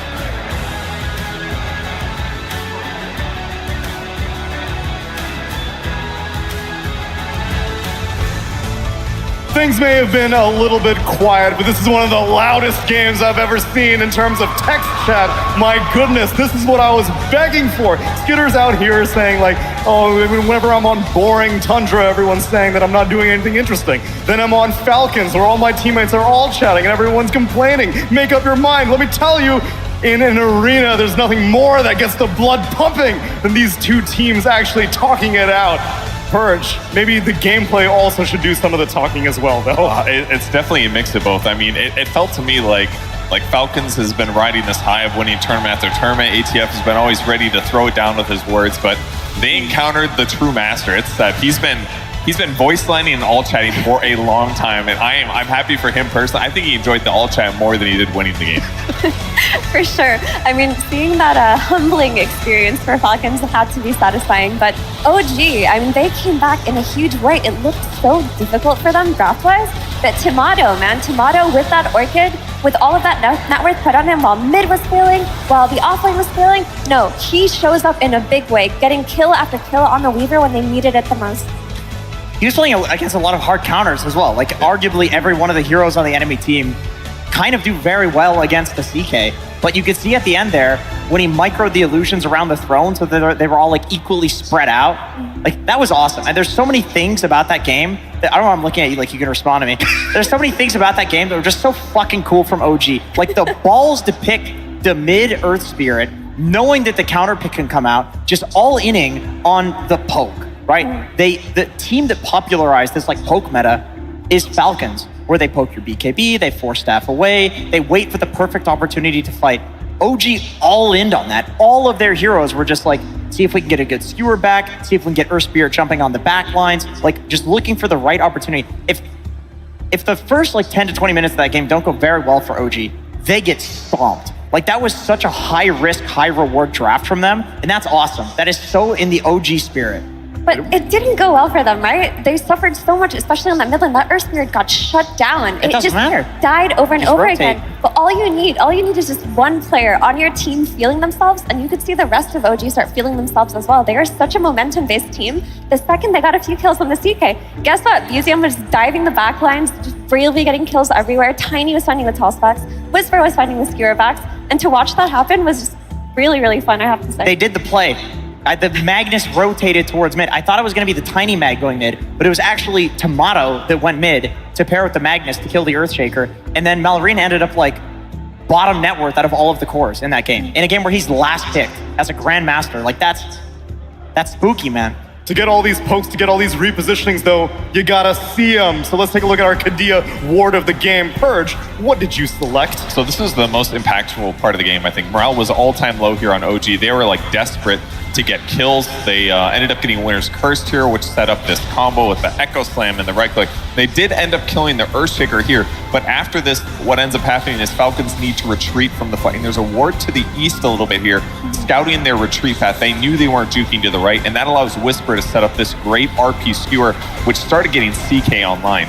Tomato just shows up last second, gets the kill, gets the follow-up kill due to this disruption. It was a big moment for OG, and the ward vision really helps out with that. It really was, and honestly, that's one of the most value orchids I've ever seen. It did its job and then some. And it does feel like Falcons, they got completely caught off guard by OG's switch in momentum because all of a sudden they were just getting picked across the map. There was just no BKB on Weaver early enough. All of a sudden, Weaver not having a BKB was just dying over and over again. The Doom, who had such an early Shiva's guard, is going in and doing targets, but there's nobody backing him up. They're getting disrupted. Eventually, there was a windbreaker. Yeah. So much going on. The itemization from Weaver, I think, is something maybe worth talking about because he went for very, very fast Gleipnir, and it's a fine item. It helps you get disable, helps them prevent them from escaping, but damage-wise, it's pretty underwhelming. And he didn't have an Orchid solution, so I almost wonder if he should have gone like Maelstrom BKB or Maelstrom Manta to have that Orchid solution because it just resulted in him looking like a weak carry. I mean, he had more intelligence than he had agility on his hero. His damage was just very underwhelming. Maybe that's because he was relying on the mids to do most of the work. As we take a look at our Acer Predator head-to-head, Malrina versus BZM, Earthshaker versus Earth Spirit. Which Earth was superior in this game, Jenkins? I think the numbers speak for themselves. BZM was just feeling himself, man. He was hitting these rolls on targets that are very difficult to hit, like the Weaver, predicting the Invis. He was predicting the little squirrel running around through the trees. His rotations were amazing. I mean, it was set up a lot of it by Whisper on the Magnus. I don't want to take away from BZM, but good lord, I can see why teams ban Whisper Magnus. He left the laning stage at like 7 minutes in with that rotation towards mid, and then he never looked back. The skewer backs were absolutely insane. And then it gives BZM a game so that he can do this, and him catching the back line was so important in this game. Whereas in Malvin's case, he picked Shaker to counter the Earth Spirit on lane, and that he did. He was out denying him. They brought in crit a couple of times. They got some really key kills. The first couple of Echo Slams were very successful, but after that, as Falcon started crumbling around the map, the Earthshaker felt kind of useless, because if you don't have a team creating chaos and setting up for you to get those Echo Slams and go in, you're just kind of sitting back, watching your team die, looking for an entrance point that you never really get. Yeah, he had like a godlike first 15 minutes, but after that, when he's around the map looking for kills, he just didn't really find very many. And I expect him to stay top net worth, but I look at the net worth and I'm like, he's where BZM is now, and now BZM gets to have a more useful hero for the rest of the game. The problem is he kind of needed to be the damage for his team, and when you are the bottom net worth core as an Earthshaker, you're not doing any damage. That's why it's a lot more excusable when you're a support, when you're just sitting back and watching your team. So I want to take a chance to see who's sitting back and watching the crowd with Slacks. Absolutely. Hello, everybody. Yes, we are here. Now, ladies and gentlemen, it's rare. It happens every 2 or 3 years, maybe 5 years, where you're watching a series and you just know that this series is going to go down in Dota 2 history. They had amazing plays. It's two teams with incredible skills, but this series is going down in history because of this fucking crowd! Yeah, baby! So I'm not going to cringe you out by doing any content. We're just going to talk to the people about the game. Gentlemen, how did you feel about that game? Who do you guys think is going to be taking this one? OG! Baby, all OG. Maybe Falcons. Oh, yeah. Hey, we're here for good Dota. That's some brave stuff. These guys are going to beat the hell out of you after I leave. It's fantastic. Okay, take it in. How we doing over here? Anybody else want to talk? You guys want to talk over here? We got an original OG jersey here. How you doing? Amazing. Just with games like these, what more could you possibly wish for? Absolutely. You think they're going to be going all the way then? Definitely. Okay. Do we have any Falcons lovers in the crowd? Oh, there we go. Shot right up. How you feeling, my man? A little bit salty, but game 3's Falcons. Are you a fan of the old chat? Did you like that? My teammates mute me because I all chat too much. That's my boy right there. Hell yeah. One of us. Behavior score report? It's below 10,000, which is really annoying because I can't ping my ally spells. That's okay. It's for the best, my friend. I'm right down there with you. Don't worry about it, buddy. Well done. Any cheers out for Falcons? Just take it easy. Game 3's easy. No stress. Damn. All right, let's get one more. Would you like to speak? Hello, yes, let's wrap it up. Can we get one more cheer? Who do you think is gonna win? OG!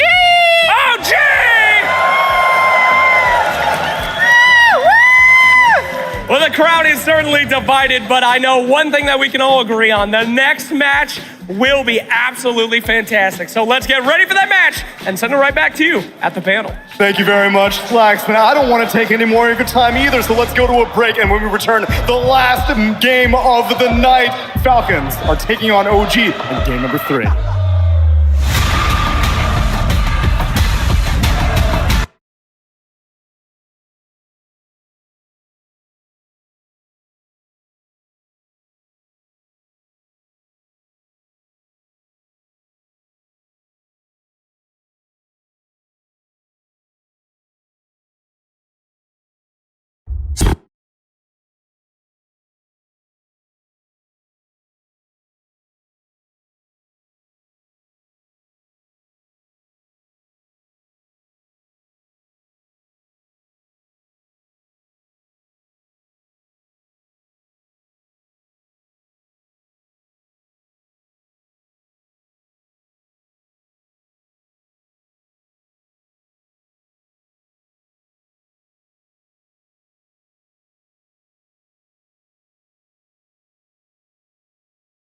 Let's have some fun.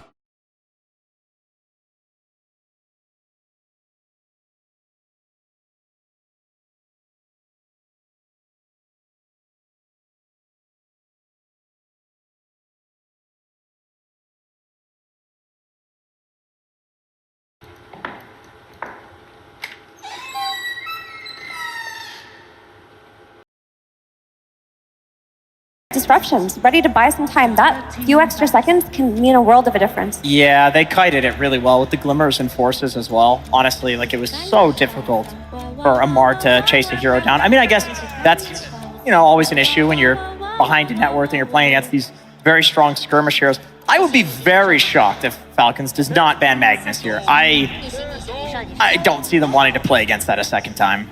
5 seconds. Maybe, but another part that changes from the run back as the second phase bans out of OG. Previously, they took out the gyrocopter. This time, they're taking out the Naga Siren. OJ might be looking at Mars. I feel like with the Naga ban, they just might eyeball it for Whisper because even though it didn't work out in that game 1, he did have a great lane and it's very synergetic with Shadow Demon.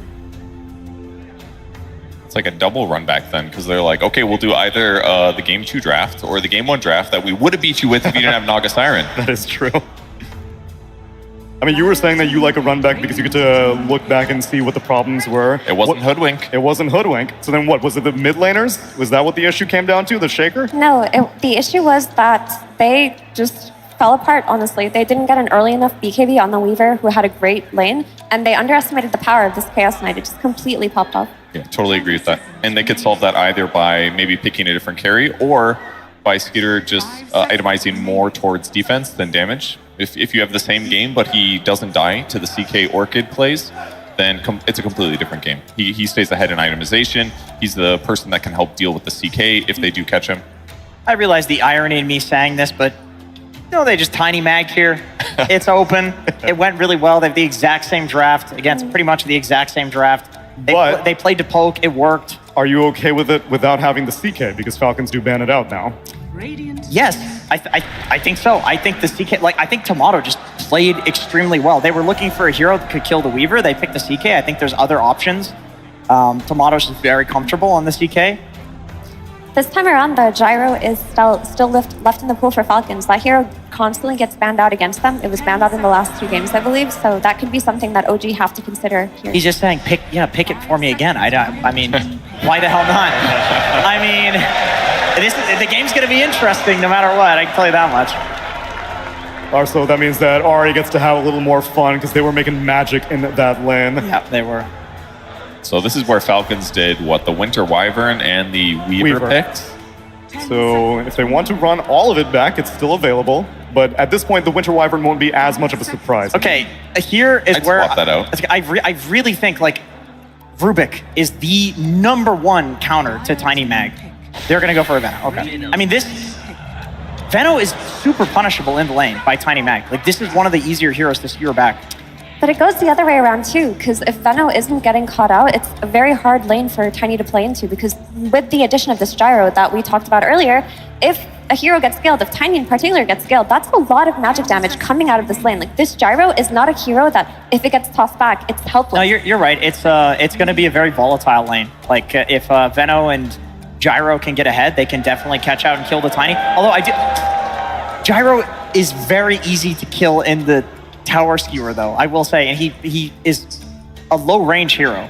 The one thing that they can do that's decent is if they get a lead, they can flack out the wave. But the thing is, if you do that, then you're playing right in front of the Tiny Mag's tower, which is literally where they want you to be. So I'm interested to see how Falcons has a different take on this lane.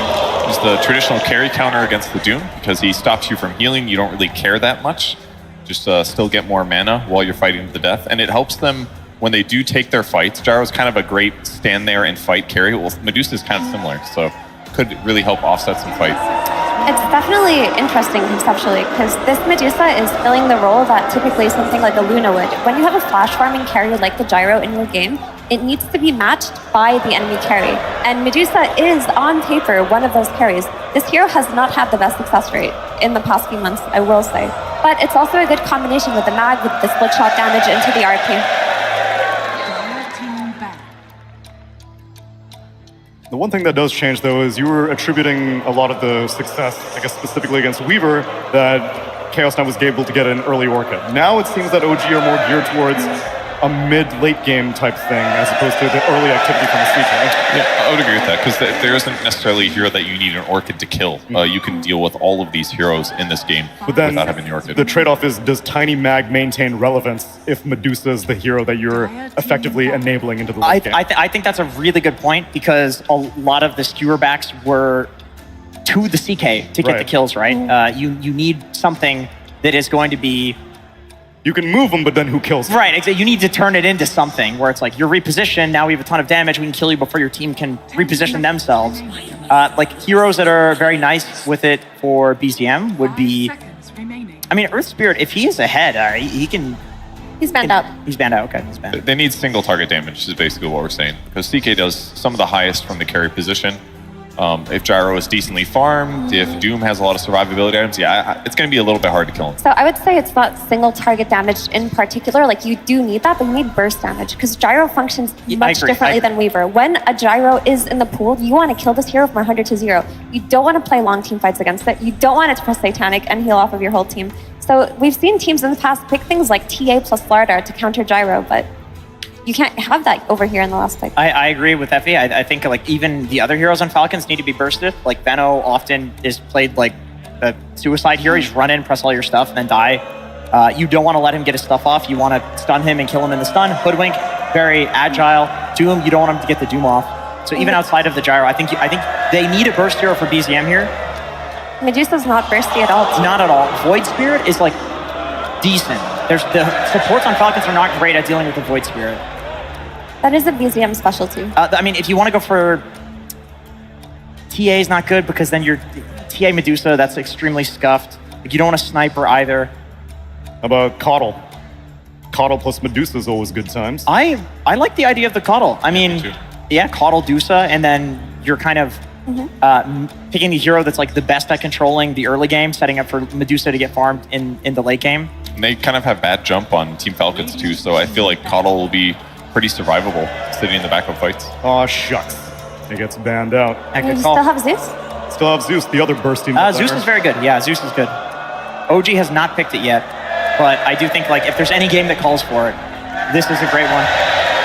The only counter argument to the Zeus is that the new Manta playstyle on Zeus is very similar to how Medusa wants to play, where you're just kind of sitting and farming and pushing out lanes and stuff, and so you're kind of taking the same space Medusa does. It is quite slow. I mean, it has to be Zeus or Lesh. You need some kind of damage coming out of your mid laner, an insane amount of damage to capitalize on these RPs. Yeah, Lesh is good for the game and for the tempo, and maybe they do the Team Liquid thing where you pick a hero into a counter. Like Lesh against Doom is completely awful. It's the hardest counter to Lesh because you prevent the healing of the Bloodstone. But like I said, for the tempo, it is very good. Like, for what they need in their draft, it's good.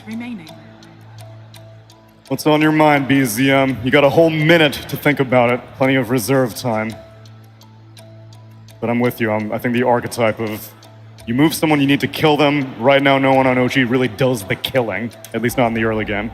I mean, you could pick like a Lina as well or something like that. Yeah. I was thinking the Lina, but I also feel like that's a similar archetype to the Dusa in a way. I mean, you're obviously going to play like the magic damage Lina, but it's still like, you're still kind of a squishy like backline turret hero. Actually, Lina would be a big problem because then that's the Doom target. Like, there is no clear Doom target on OG. It is Magnus so far because you're not really dooming Medusa up until later. But if you pick a Lina, you're giving Falcons the perfect Doom target to be able to fight into early on. Yeah, that's true.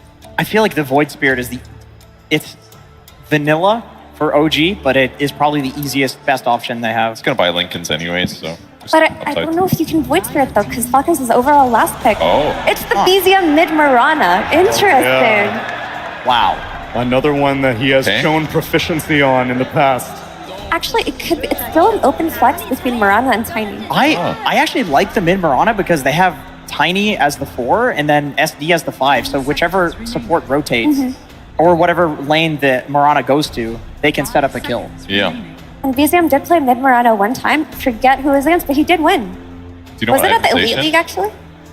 Did you just go stat items to do damage? Just beat people up. Okay. Who's going mid on Falcons? What are these teams doing? It's Doom. What are they Mid Doom? Okay. I mean, they have 2 ranged right clickers, and you've got a Mars now, so their damage is going to be more mitigated. Okay, it's very hard to make a prediction on this just because these drafts are unlike anything we've seen in a very long time. I mean, the mid Doom was very popular for a while. It's difficult to right-click the Doom down with the Mirana, and I think Doom will tend to out-farm her. You just push the wave with Scorched Earth, stack camps. I think, looking at it, it does look a little bit bizarre, but it doesn't feel threatened by this mid Mirana, honestly. And it could be threatened by support rotations, but you also have the counter rotations coming in from Falcons, right? I think that the Mars plus Gyro combination into the late game Doom should be enough to beat OG, honestly, if we're talking about scaling here.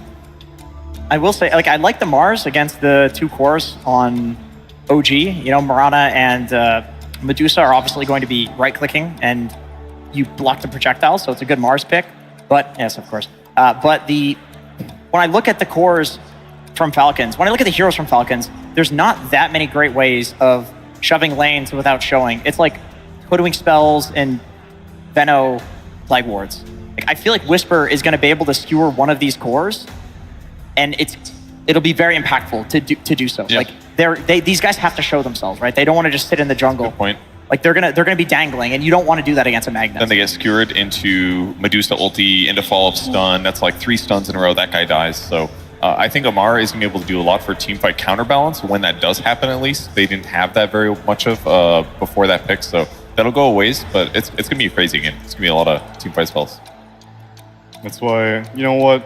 Throw all the analysis out the window, all the heroes, all the Dota. I just want the emotions. So for one last time tonight, come on, Birmingham, make some fucking noise!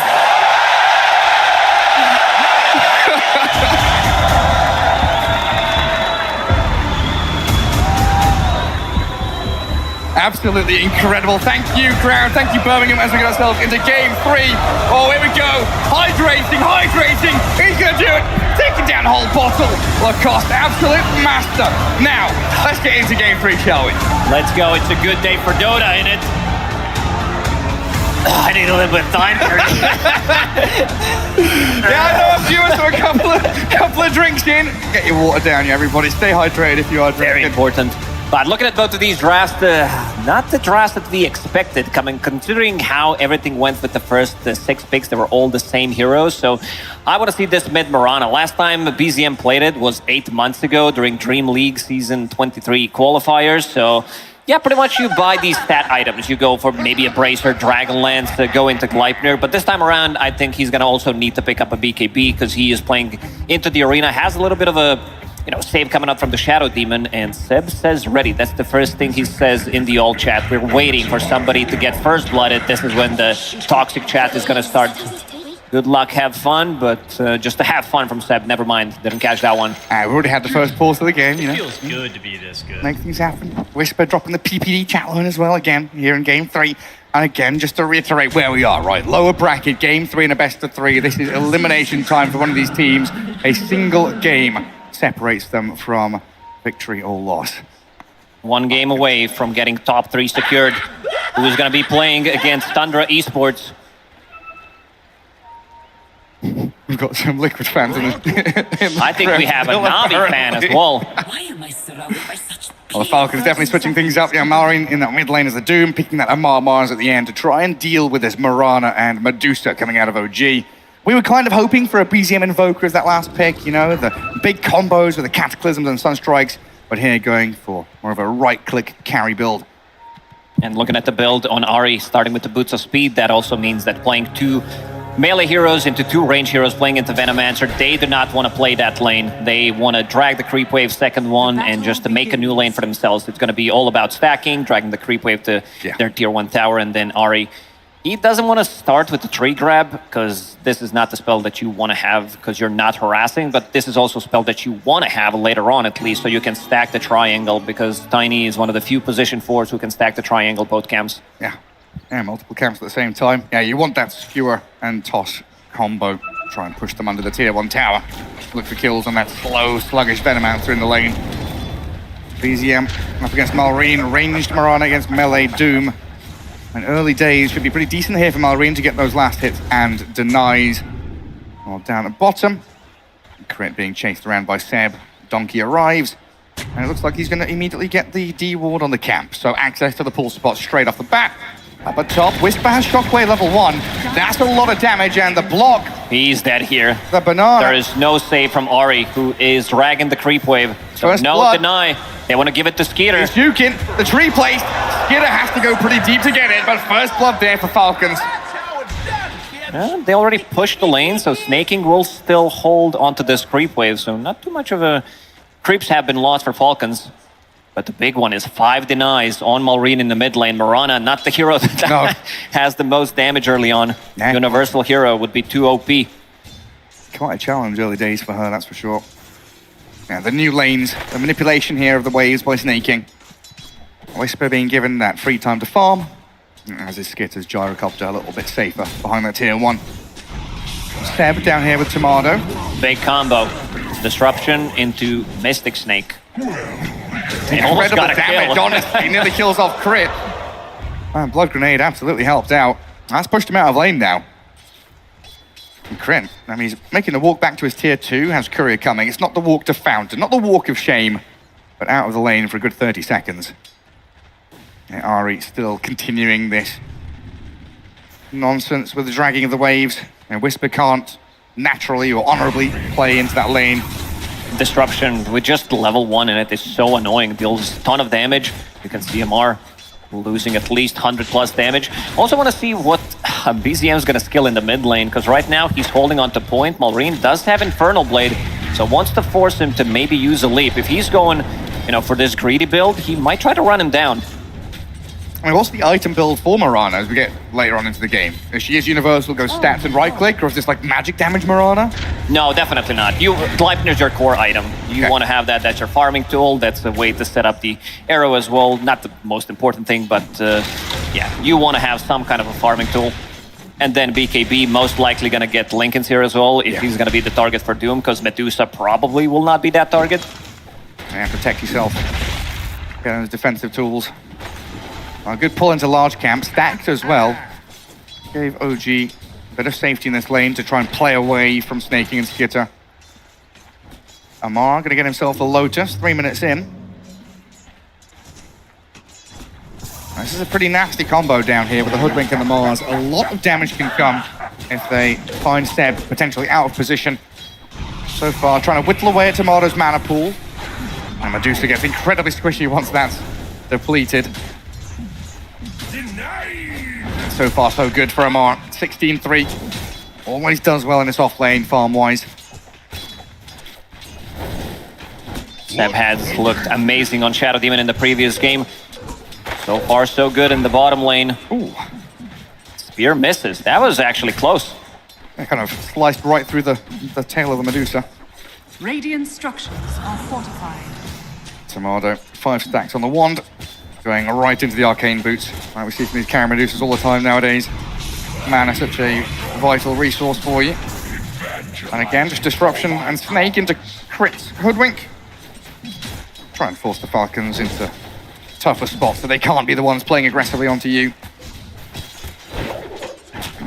Bushwhack, uncharacteristic miss there from Crit. No acorn shot. Sometimes it does happen when you're using the bushwhack and try to land acorn shot afterwards. That's how Crit has been playing and why he looked amazing.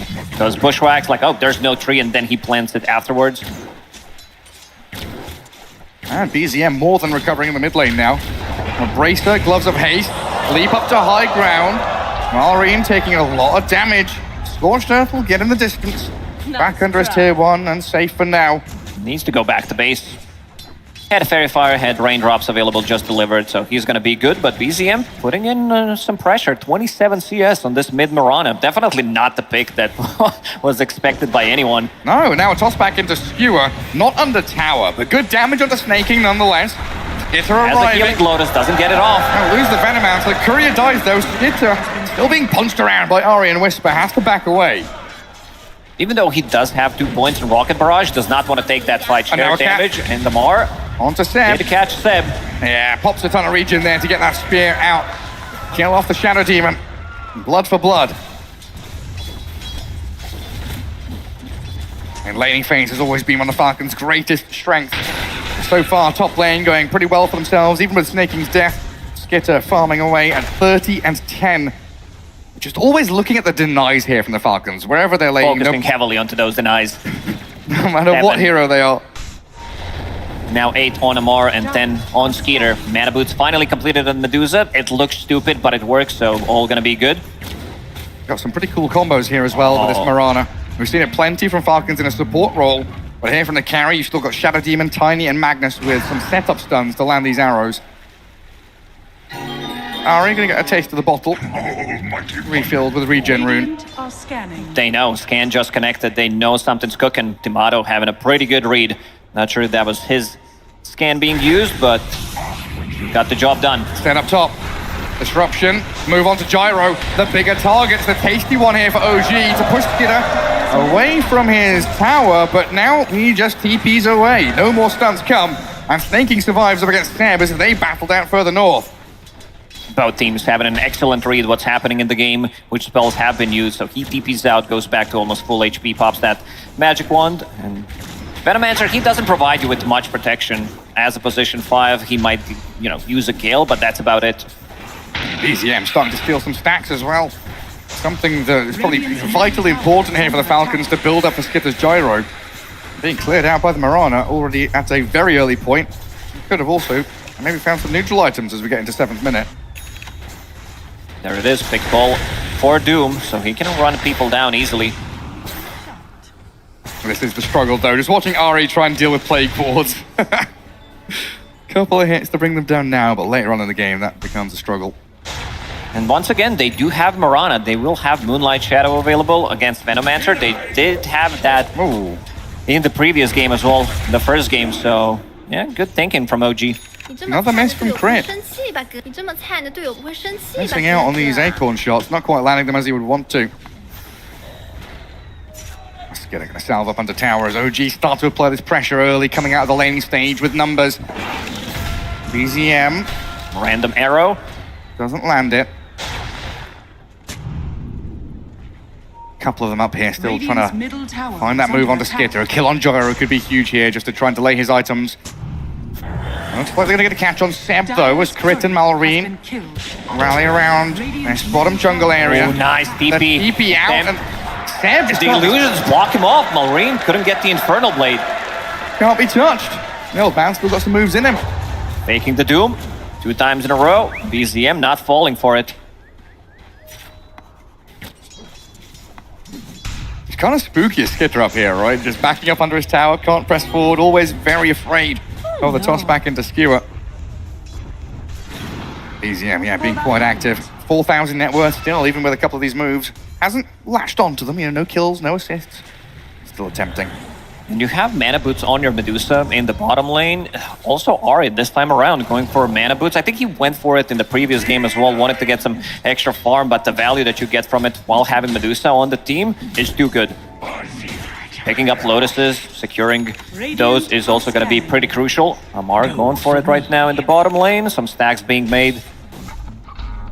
on all sides, yeah. Ancients built up for Falcons. Is under attack. Always nice to see these kind of medium camps and lower jungle camps being stacked up, so Medusa can naturally flow through from jungle to jungle. Malrine tried to TP to the top lane, but got scouted for a second, immediately cancels it.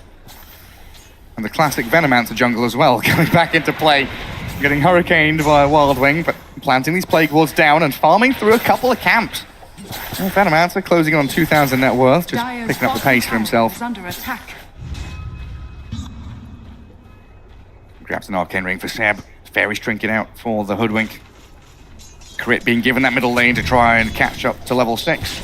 As is Ari. Hey, how you going in there? Radiant are scanning. Quite a slow start. Both these teams known for their early action, looking for blood, and maybe now... That Moonlight Shadow has been scouted, so not gonna get anything out of it. Radiant's middle tower is under The game attack. did slow down, only 3 kills in 10 minutes. Falcons having a slight lead. Ooh, the little piggy. Is he off to market? Ari's coming in. Can't quite catch up to him, though. Amara very speedy. Phase boots and tanky as well. Double brace of Soul Ring. Very difficult to catch. Never mind. If you do, trying to kill him's hard too. Skeeter on top of the network with his gyrocopter with that first blood, having Falcon Blade available, going into casual Crystallis. This has been Gyro's item build for quite some time now. Want to get these small items, pick up a BKB after Aghanim Scepter, and then get Satanic for some extra survivability in the middle of a team fight. Let's see if they can find something here. Whisper. Hello, skewers them both at the tower. Doesn't have RP. Bushwhack is there, but Ari arrives. A toss on the Doom. Back on the tier 2. Malrine taking a ton of even damage. need it. Pig pole to try and escape. Shadow Demon's arrived. In comes Seb. Snake King and Crit still trying to play back into the Shadow Demon. Malrine still alive, barely surviving as Seb will die. Raindrop keeping him alive. If they had RP available there, you are level 6 on Magnus, but he didn't pick it up. He thought that there's not going to be, you know, anything that he's going to be using it for. Can't really blame him there. All right, it's a close call for Malrine. If he dies there, absolute disaster for him, and a great move for OG. Falcons, they were so ready to back him up immediately. Skeeter runs past the tier 1 tower, goes in, and tanks up some of the damage. This has been their strength, playing with the numbers, TPing, and then going for a different side of the map, going to the Twin Gates, going for these extra kills. Still having Crit sit mid, trying to get level 6. A much slower game for Crit. Not even level 6, needs 1 CS, 12 minutes. And they need that sharpshooter for that added layer of damage. Visible. BZM toying with the Hoodwink because they'll get the top rune on OG. And BZM, they're already very tanky. Dragonlance, Racer, can switch into Strength Treads. Dire's bottom tower. Oh, he's going to find himself a D-Ward. Gets that close, that little bit closer to Blink Dagger as well. Now, like you said, kind of is delayed by a lot of these small items, helping the Medusa out with the Arcane Boots.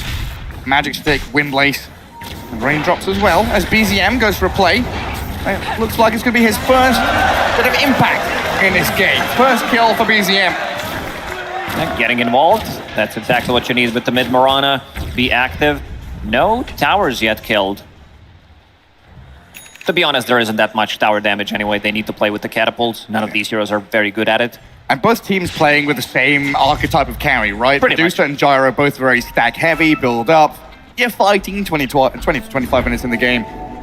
His first How many 15 stacks minutes. is that? 8 stacks from Shadow Demon. Oh, yeah. Seb, he's been off the map. Building up bank, investing. 15 plus total. Investing in Tomato.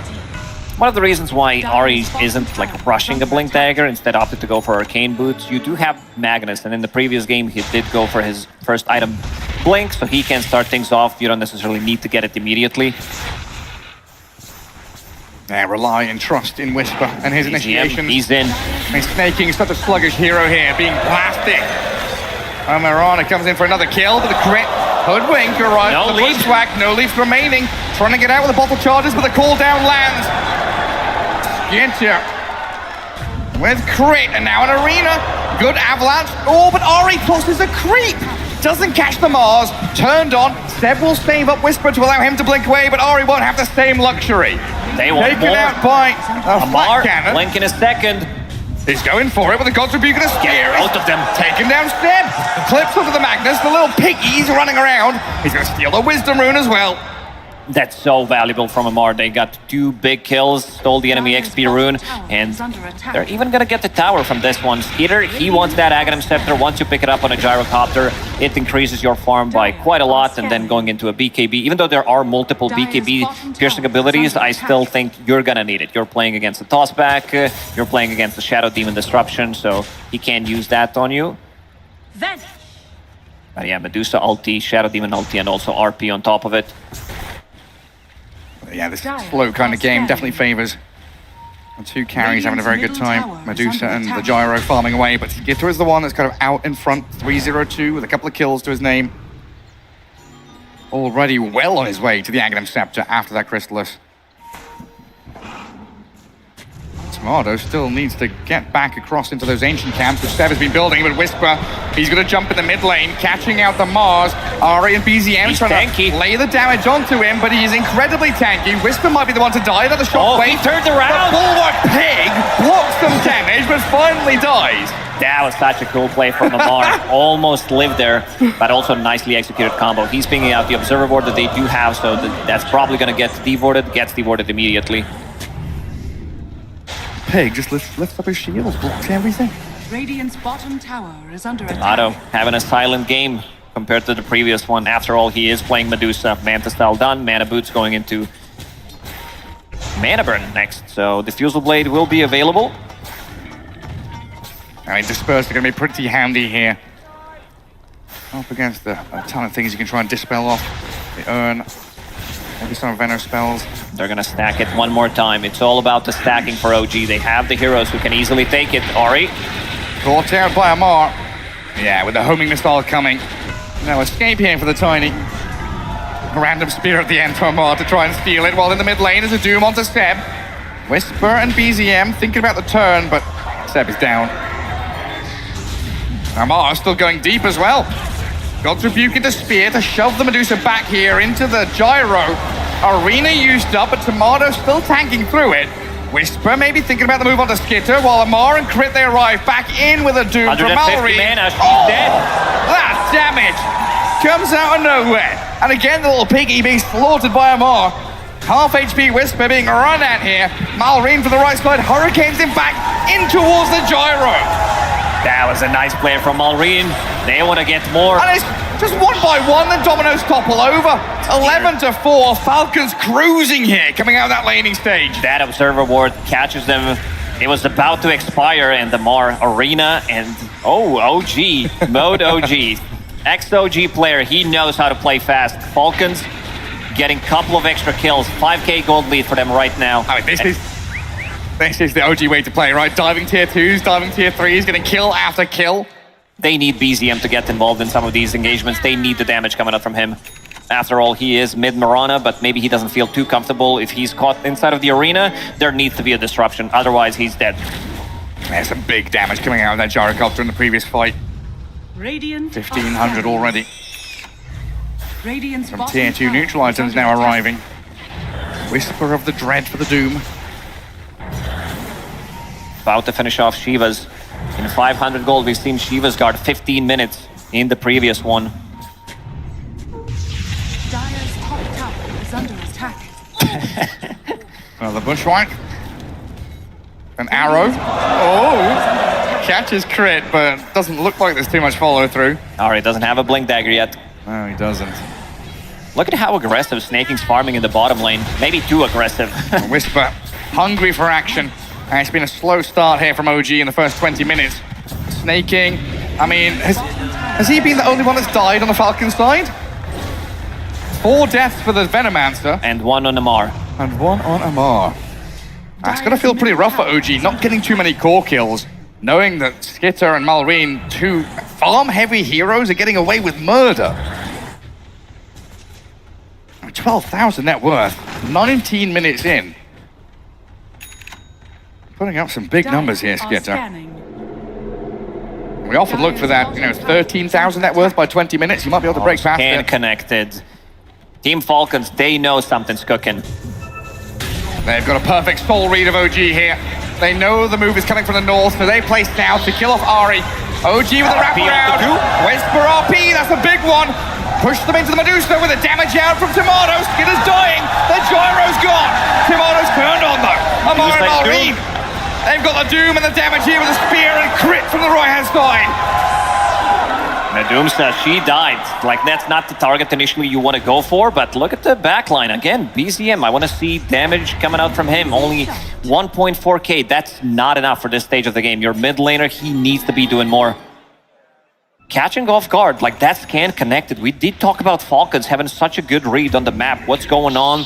Every single time they use a scan, something connects, but the Seb immediately using the, this disruption, using disruption on himself. But this fight doesn't look too good because Skeeter, he is the king of this game. And it's not just the read, but the reaction as well. Understanding the wraparound is coming, so you play immediately into those straggler heroes. Very good compartmentalization of the fight there from Falcons, separating OG, understanding how to take it. Important moments now for OG, though. This Tiny, this Magnus, they're the ones that have a weight of the game on their shoulders. It's all down to their initiation to allow BZM and Tomato to unload the damage they've got. Yeah, it feels like Tomato needs another item. Right now, his right clicks, they're not doing as much as they want to. And he still needs a bit of time to farm through. And BZM understanding that without BKB, he can't really dish out the damage, so going for BKB without finishing the Gleipnir. Yeah, straight back into it. Another connection here onto Seb. Malrine on a killing spree. Falcons just finding pickoff after pickoff. 3-0-5 Doom. The Gyro did die in the previous fight, but still 7-1 and 5 on Skitter. 5k lead emerges for the Falcons. OG, they're going to have to pull out some comeback miracles again.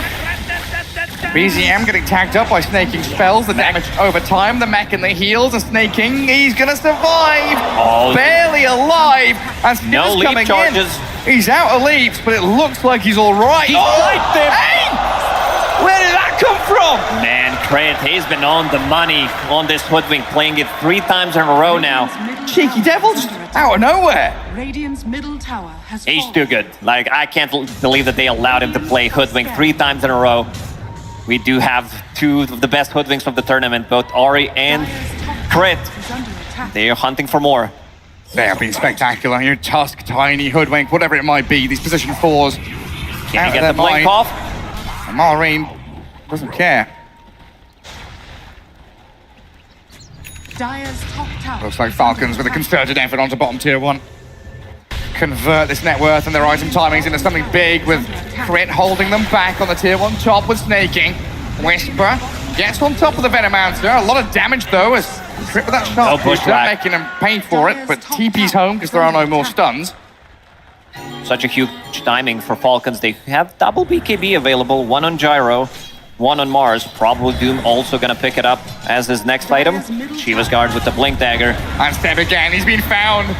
The Seb hater, Amar. He knows where his man's standing and he'll take these freebie kills every day of the week. Dire's middle tower is under attack. And this Gyro is getting out of control. It's getting ridiculous. He's going to get to a point with that Satanic. Just stand his ground and fight through everything. You get RP'd, who cares? You get stunned and tossed, who cares? There's Aghanim Scepter and Satanic. You know, it was always the counter against Enigma and big teamfight ultis. And that's what Skitter is up against.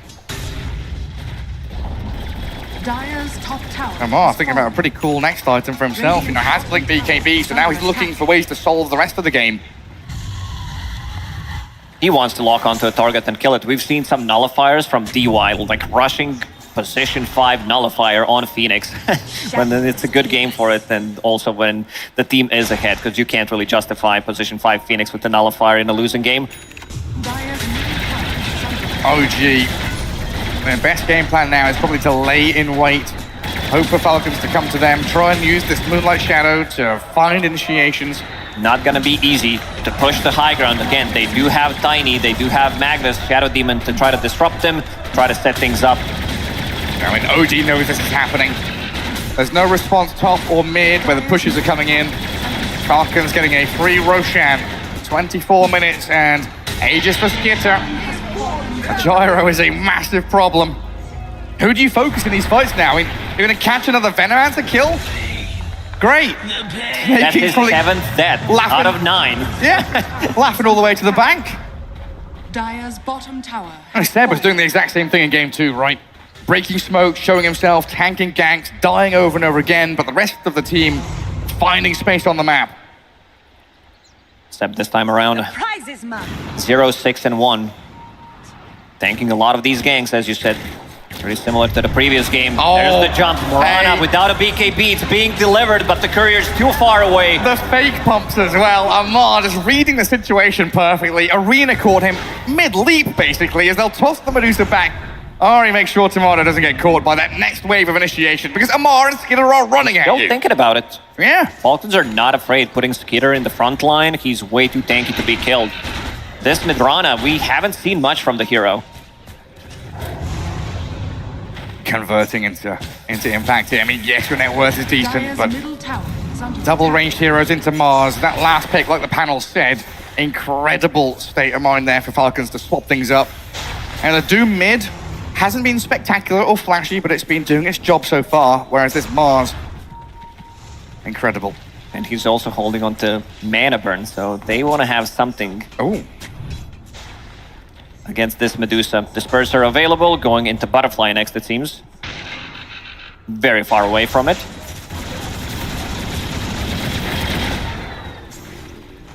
Falcons playing very tight together. OG's keeping a 5k gold lead steady, now down to 4k, so even if they are losing heroes, they're still getting a lot from the map. And I mean, Medusa now top of the net worth. Leapfrogging over that gyrocopter. Magnus, a couple of grand behind the Doom. And Ari with that avalanche and jump away. Gonna make sure that Falcons don't find any kills here. Homing missile gonna follow him all the way across the map, it looks like. While the single isolated hero, He's Whisper, faking again. tried to make the jump. Seb will get on top of him. Venomounts are dead. One more time. Keep that tally for the Melk Award, because that was also a Venomouncer game where he went 0-22. He might be trying So for far, it. so good. He might be trying for it. 8 deaths on him. Oh, This game could go really long. Amar's found Whisper. Yeah, you can't skewer away from this man. Not Kicked getting her out of the crit. arena. Big damage to take down the Magnus. Falcons, every single time they lose Veno, they are also getting a kill somewhere. And 2 Observer Wards are scouting things out pretty heavily. Seb, ooh, blinks out. Yeah, the old man still has the moves. Dire's middle tower is under attack. And even though, like you say, 5k lead, still held steady by OG. And we could see these big plays again with a toss and skewer plays. If you're pushing high ground against OG in this game, it is very scary. Game 1, Game 2, we had a lot of illusions. Gyrocopter, very good at dealing with those illusions. Almost close to level 20, so 3 extra flat cannon attacks. 2 very big neutral items, very different. Oh, hang on. Hang on. Come on. A little sippy sip. Dire are scanning. Chuggy chug. I know you want to. Has been killed. Do it for the crowd. He's had way too many. There he goes. We love our kobolds, we do. But yeah, pushing high ground, back to the back to game. reality. Yeah, 2 very different neutral items there. Nemesis Curse and the Elven Tunic, so 1 defensive, 1 aggressive. Gyrocopter going to be bringing in a lot of damage into that next fight. Oh, they've caught out Malrine here with some chain stuns, and the damage from BZM finally coming through. But Malrine, big Lotus to heal, the Doom to turn, and Amar is He's here. alive. He saved the Doom. Marana and Tiny shredded by Amar. The Falcons bring the numbers and then get a Tormentor as well. Ooh, that's a massive one. If they manage to get the kill, because he's like 14,000 net worth at the moment. Also having Nemesis Curse, that's why his HP was dropping so quickly. And another death of Snaking. Chug, every single time Snaking dies. Now you're gonna kill someone! You're gonna kill someone! Dire's middle tower That's is under number attack. 9. He's going for it. Where's Melk? What's he up to nowadays? Who knows? 9 deaths, 13 away, and you've got to win as well, don't forget. It has to be a winning game where you're 0-22. Seb backing up Tomato up top, now 1,000 behind the gyro. In terms of items, going for Skadi next, it looks like. Good way to deal with the gyro, the Doom, the Mars, for sure. Big damage gonna come up from Skeeter in the next couple of fights. Having that level 20 talent and about to finish off Daedalus. Plus Nemesis Curse, you mentioned that, and also the lifesteal from Satanic. Gonna be very difficult to bring down. They're also, like, this game's probably gonna go super long because you are playing into Tiny, you're playing into Magnus, so they don't want to risk too much. Falcons probably gonna wait until Roshan respawns, maybe try to get a pick off here and there. Maybe siege a tier 2 tower, but going high ground is gonna be a very difficult task before taking a fight. Oh, that's a completely different story, yeah. Tornado. Illusions made of his illusions. He was stepping up there, but into the darkness, it's quite scary. The Falcons getting themselves ready for this next fight. Ari, BZM trying to find a little space elsewhere on the map. Just not wanting to show here as OG. Maybe make Falcons waste a bit of time. BZM might be ready soon as well with Gleipnir delivered. And Moonlight Shadow can get them past the Plague Wards, get them into a position where they can take a fight with Whisper. They'll try it. Amar has a nullifier. Ooh. So that means no Force Staffs, even though they don't have any right now because the supports are very poor. And if you use it on a core, that also means you're removing Empower. So big chunk of damage. I mean, OG, they're gonna lose Ari down here. I was thinking OG gonna start feeling quite strong with this Medusa ready to fight. And not only do they lose Ari, but there's a big rune bottled up by this gyrocopter. Holding a DD, ready for that next fight. So OG probably just gonna have to dodge this. These Observer Wards providing them with a lot of vision. So they can go for these pickoffs. Doom at the ready. Crit is also going to start to scale. Like his items, Gleipnir already finished 30 minutes, has Enchanted Quiver, didn't die a single time. That also means that his positioning has been top tier in this game. Going to keep the distance, Flak Cannon, couple of Acorn shots, plus the Gleipnir. Insane amount of damage. Efficiency from Skitter there. Flak Cannon to kill off some Mud Golems while they're pushing the tier 2. Amar will front line and a long line drawn to try and cut this map in half. Playing in that final third into OG's base. All OG can do right now is, make illusions, split push, cut waves, try and delay the Falcons' moves. The next Roche spawn, the fast spawn in 10 seconds, could be that next port of call for both teams. A big team fight around that terrain. Could favor the arena, but also could favor Whisper with this Magnus. Oh, Seb and Tomado on the low ground. Move up high ground. They found him. They walk in with the arena. Got the ulti. Amar catches Dusa. Seb is gone, obliterated by this double damage. Skitter, Gyro shredding through them both. Not a chance. Amplified damage plus Nemesis Curse. The amount of damage this hero does in matter of seconds is insane. With a Daedalus as well, massive crit. Look at that. The fight was what, 10 seconds long? 1500 damage, not too bad. It's time to try to go and siege this tier 2 tower. It's gonna evaporate. Damn, it's skipped right now. Still doesn't have a spot in the game. Needs a lot of these defensive items. BKB now finished. Gleipnir as well, going into Lincoln Sphere. What we expected from him, but it's not enough. The impact of the mid Marana, we haven't seen it yet. Whisper. Ogi still closer and Blink Skewer. Catching him with the RP, but Skitter has Satanic. Aghanim Scepter. He's not dying yet. Turns around and fights into them. The Gyro's too strong. You can't deal with him. Marine's in. Doom's the Marana. Disruption will hold him back from Ari. But OG, it's doom and gloom now as the Falcons barreling down lanes. Skeeter, he's so quick. They tried to use this opportunity where there was no BKB available on him, but he gets the Satanic off and does have a little bit of extra heal coming out from the Guardian Greaves, keeping him alive. And now Medusa will respawn in 5 seconds. They pop the Doom, another arena in a couple of 5 seconds at the ready. But you have this just might be it. If they catch them off guard, if they land another spear. You have no RP. You got no Magnus for 15. Falcons just going for a second lane of barracks. There is a glyph here. OG holding on for dear hope. Not gonna risk it. Roshan is available. And Skitter, I can just imagine a smile on his face when that fight breaks out. Whisper gave it a good shot, but despair, grief, pain for OG. 17k lead for Falcons as they've done incredibly well. If they lose this game, I know who's gonna get blamed. It's gonna be the mid-Mirana pick. Oh, it's been a hard one for BZM to convert. Difficult game for him, getting doomed, fighting at the gyrocopter, who is 10,000 gold ahead of him. This gyro's got close to 4,000 health. The Falcons, not the Falconauts. They're doing it here in game number 3. No shot dying, Aegis available on gyro. Still got some magic in them though. Toss back, Stewart plays. RP once they're all respawned. They did not lose that second lane.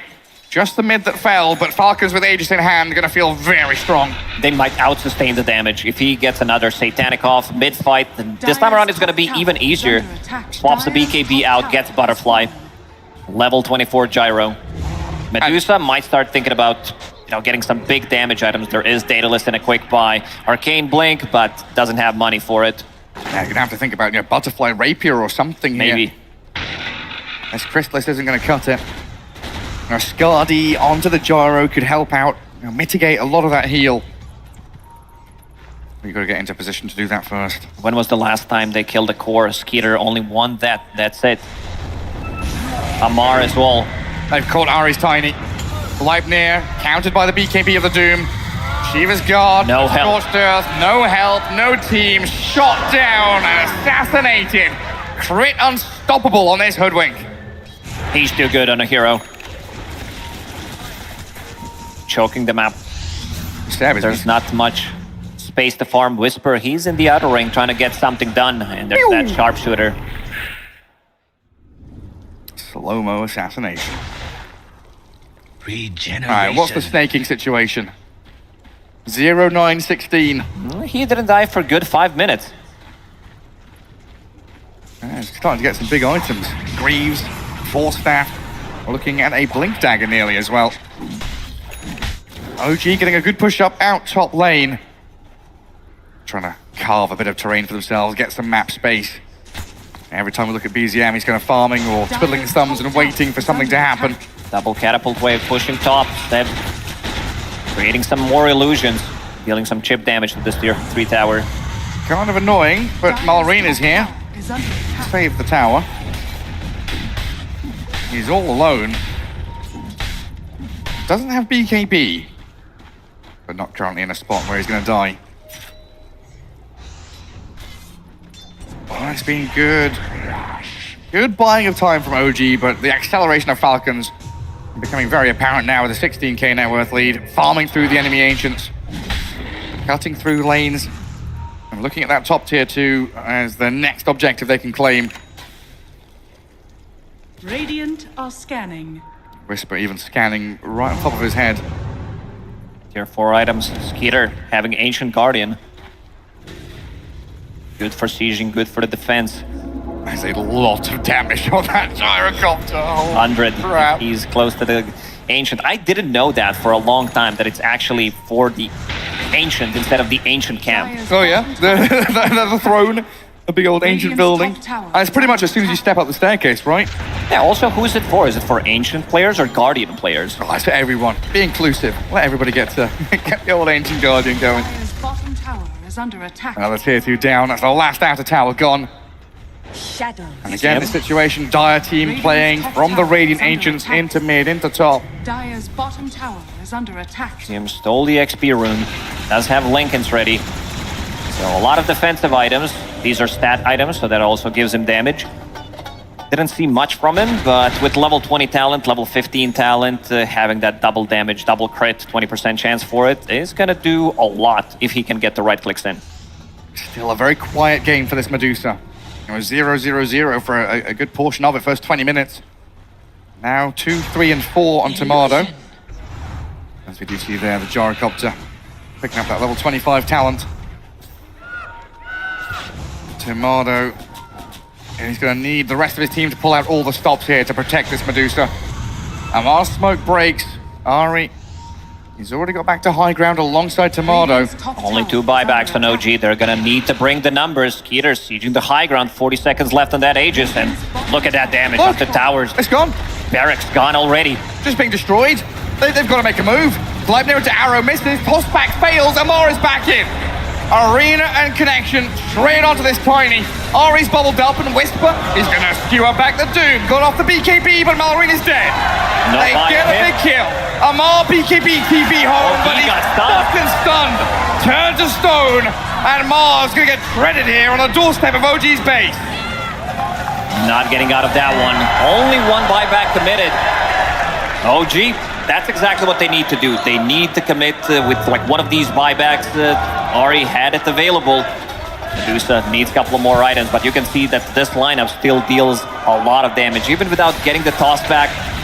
But committed with the RP. Another shard that's going to be for Malrine. Yeah, if OG can get that first jump, they can make it work. If they don't get Doom, they don't get Arena at first. They're able to turn things around. There's still hope. 2 lanes down, though. Difficult times for them. Fortunately, this time around, they've got a Medusa who can quite easily clear through these super creeps. Dire's middle tower has fallen. Stepping up in this mid lane, Seb continually shoving things out, getting back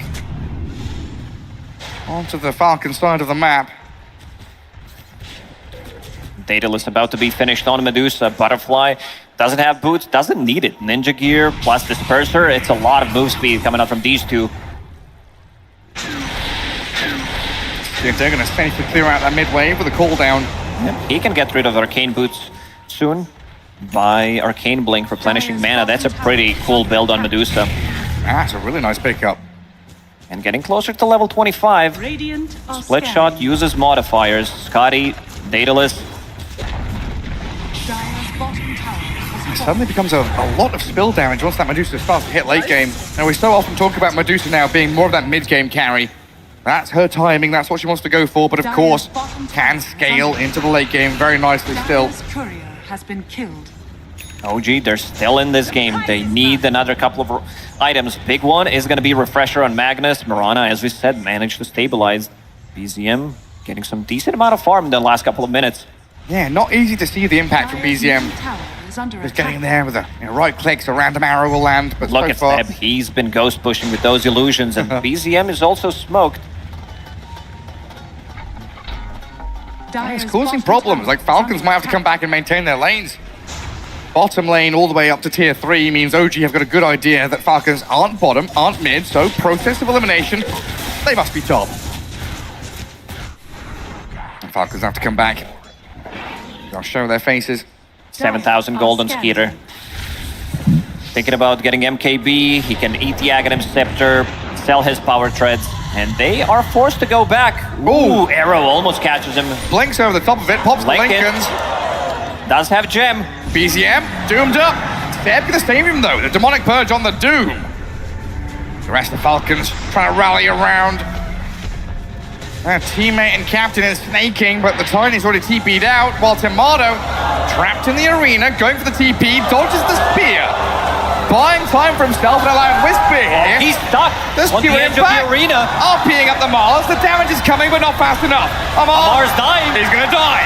They bubbled up the Medusa and bought some time, but BZM's gone and Tomato dead as well. Skeeter deals way too much damage. He gets on top of him and he disappears. They cannot handle this gyro. Is under attack. Ari's hiding. They're trying to catch him. Every kill matters here, every little helps. Malrine on his tail, but the Ogre Shield Totem, Ari getting the distance with 5 seconds on that blink cooldown. Can he break back to the trees with a Glimmer Cape? He's barely surviving, but Malrine's there with a gem. Tossed back. Acorn shot hitting him right before, canceling the blink dagger. Can't escape. Fred is too good, level 21 on his Hoodwink, and now they can go. They know it's a buyback. 59 seconds without Medusa. They need to check whether he has buyback or not. Well, they know the Tiny doesn't have one. He bought back previously. 3 minutes 44, so he's out for another 70 seconds. And what, is it one lane that separates them now from the Mega Creeps? Yeah, we haven't seen anything dropped in the all chat yet. This is the 3rd game, gotta be careful. Always a potential comeback could bite you back. Let's see if they can find something here. Dire's courier has been Tiny, no buy, as you said. That is the scariest animal. You know, the scariest OG is when their backs are up against the wall, but Whisper whiffs in, misses that horn toss skewer back. Mallory and Crit will force the Shadow Demon away as well. Losing the barracks. Timber's Lose down. 15 seconds. Good force staff. There's no RP. Whisper is still doomed in Fountain, and the Mega Creeps are coming. Falcons on the verge here of taking game 3.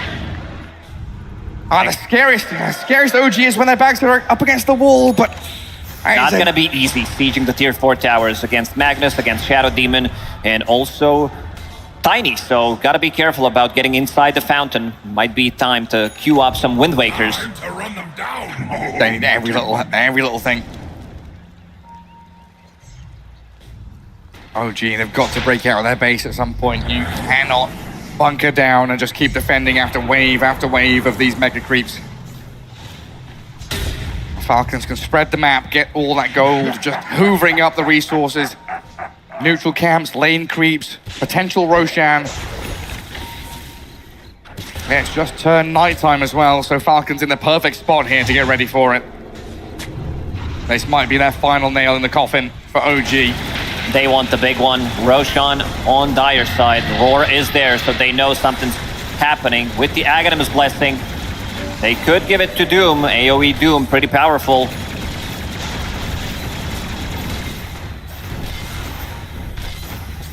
Let's see who's going to pick it up. They could also give it to Veno, so he runs in.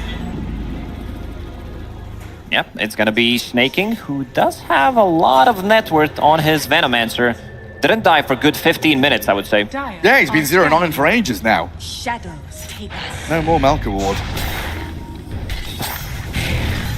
Falcons in a commanding spot.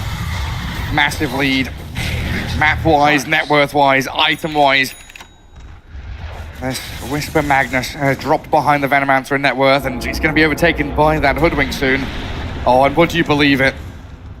The rune that spawned for the Falcons, this could be it. They want to go in and try to see what happens with this rune. Are they going to be able to close it out? But gotta respect those tossbacks, these displacement tools. Always going to be powerful. It feels like this game right now firmly rests on the shoulders of Whisper. His blink RP has to be immaculate. The tossbacks and skewers, they've got to be spot on. They are 1 foot in the grave right now as OG. And the Falcons looking just to push them in. Tamada's Medusa. Tons of money, but has struggled this game against the Mars. Really, an Einstein pick, this Mars, to completely defeat the 2 range carries of OG. Everybody's so tanky on Falcons. Double Satanic. Doom level 25 as well, so Doom applies mute. That's the old Doom, pretty much. Can't use items. And you are stuck in your base. Moonlight Shadow on cooldown, no smokes to speak of. Swift blink for the gyrocopter. Like Skitter, he's been, massive, monstrous this entire game. Closing You it on can't 40K get bigger than this. network. Maybe you can buy a Moon Shard, but that's about it. These are your items. He still doesn't have his Aghanim shard, funnily enough. 50 minutes in. Very important for carry gyro. Super important, yeah. And magic damage, man.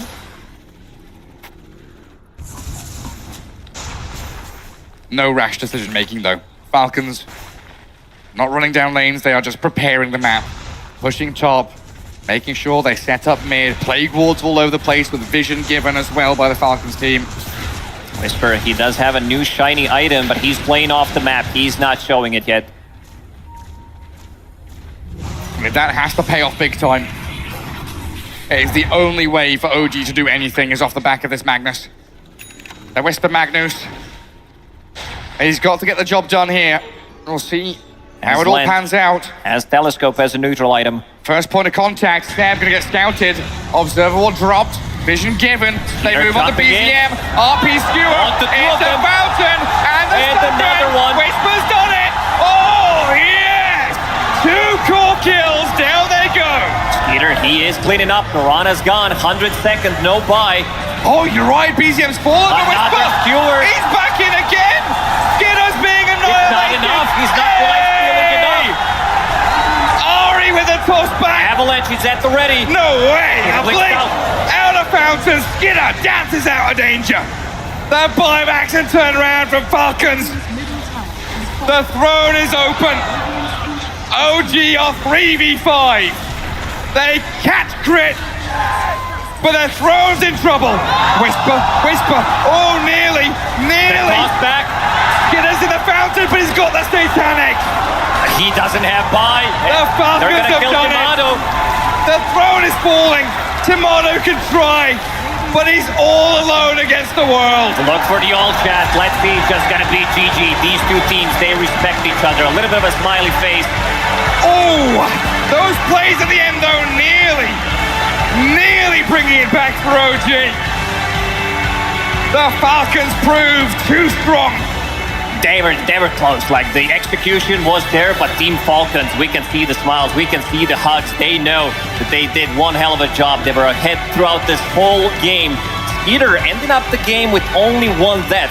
So did Crit. So looking at the game one, he didn't die a single time on Skeeter. What a carry player. Absolutely incredible performance out of him, and that gyrocopter, beautiful stuff. All set up by that Mars last pick as well for the Falcons, which just it neutered OG's chances. Double range calls into Mars. You can toss and skewer all you want, but the damage was just never coming fast enough. They didn't have that. They needed this Mirana to pop off. They needed somebody to buy a little bit more time until Tomato feels like he's fight ready. Team Falcons, they were ahead way too, like they had way too much gold, especially Skeeter. They were stacking so much for him. Amar with another flawless performance every single time. He is at the right spot at the right time. I mean, that is the team to watch. That's the team to beat. The Falcons on their run through the lower bracket. And all the all chat, all the banter, but handshakes and smiles all around. Respect from both teams. A close fought battle here in the lower bracket for ESL 1 Birmingham. By the victors, Falcons 2-1, defeating OG and dropping them out of the tournament. Securing top 3. The next one's going to be against Thunder Esports, and if they win that one, BetBoom, who looked like the strongest team of the tournament pretty much, this time they might be able to take it, but Falcons, they're showing what they're made of in this one. And they're becoming the Grim Reapers of that lower bracket now, knocking on doors, taking names, slicing people out of the tournament. The Apex Predators swooping down from the sky and slicing their prey. Absolutely beautiful. 2-1 victory for Falcons as we head back to the panel. Thank you so much, my friends. Yes, before we head back to the panel, it is time for us to unfortunately say goodbye to a team that never stopped fighting. You guys fought tooth and nail that entire series, clawed your way to the very end, and the crowd is very appreciative. So we'll keep it short and sweet, my man. Any words out there to everyone that's been supporting you guys this whole journey? Thanks for all the support. Even during the games, we really felt and heard the roars of the crowd. We really appreciate it, and it really inspired us to keep trying. Fantastic. Well, it was, again, a hell of a run, especially with you guys almost not even making it to the tournament. So many new fans around the world, I have to say, for the squad. And I guess my last question is, are we going to see you guys here again, getting this far in tournaments once more? Are we to get used to something like this in the future? We're going to go further than this next time. That's what I like to hear! All right, man, fantastic series. It was so fun making you do more interviews than you'll ever have to do any event forever.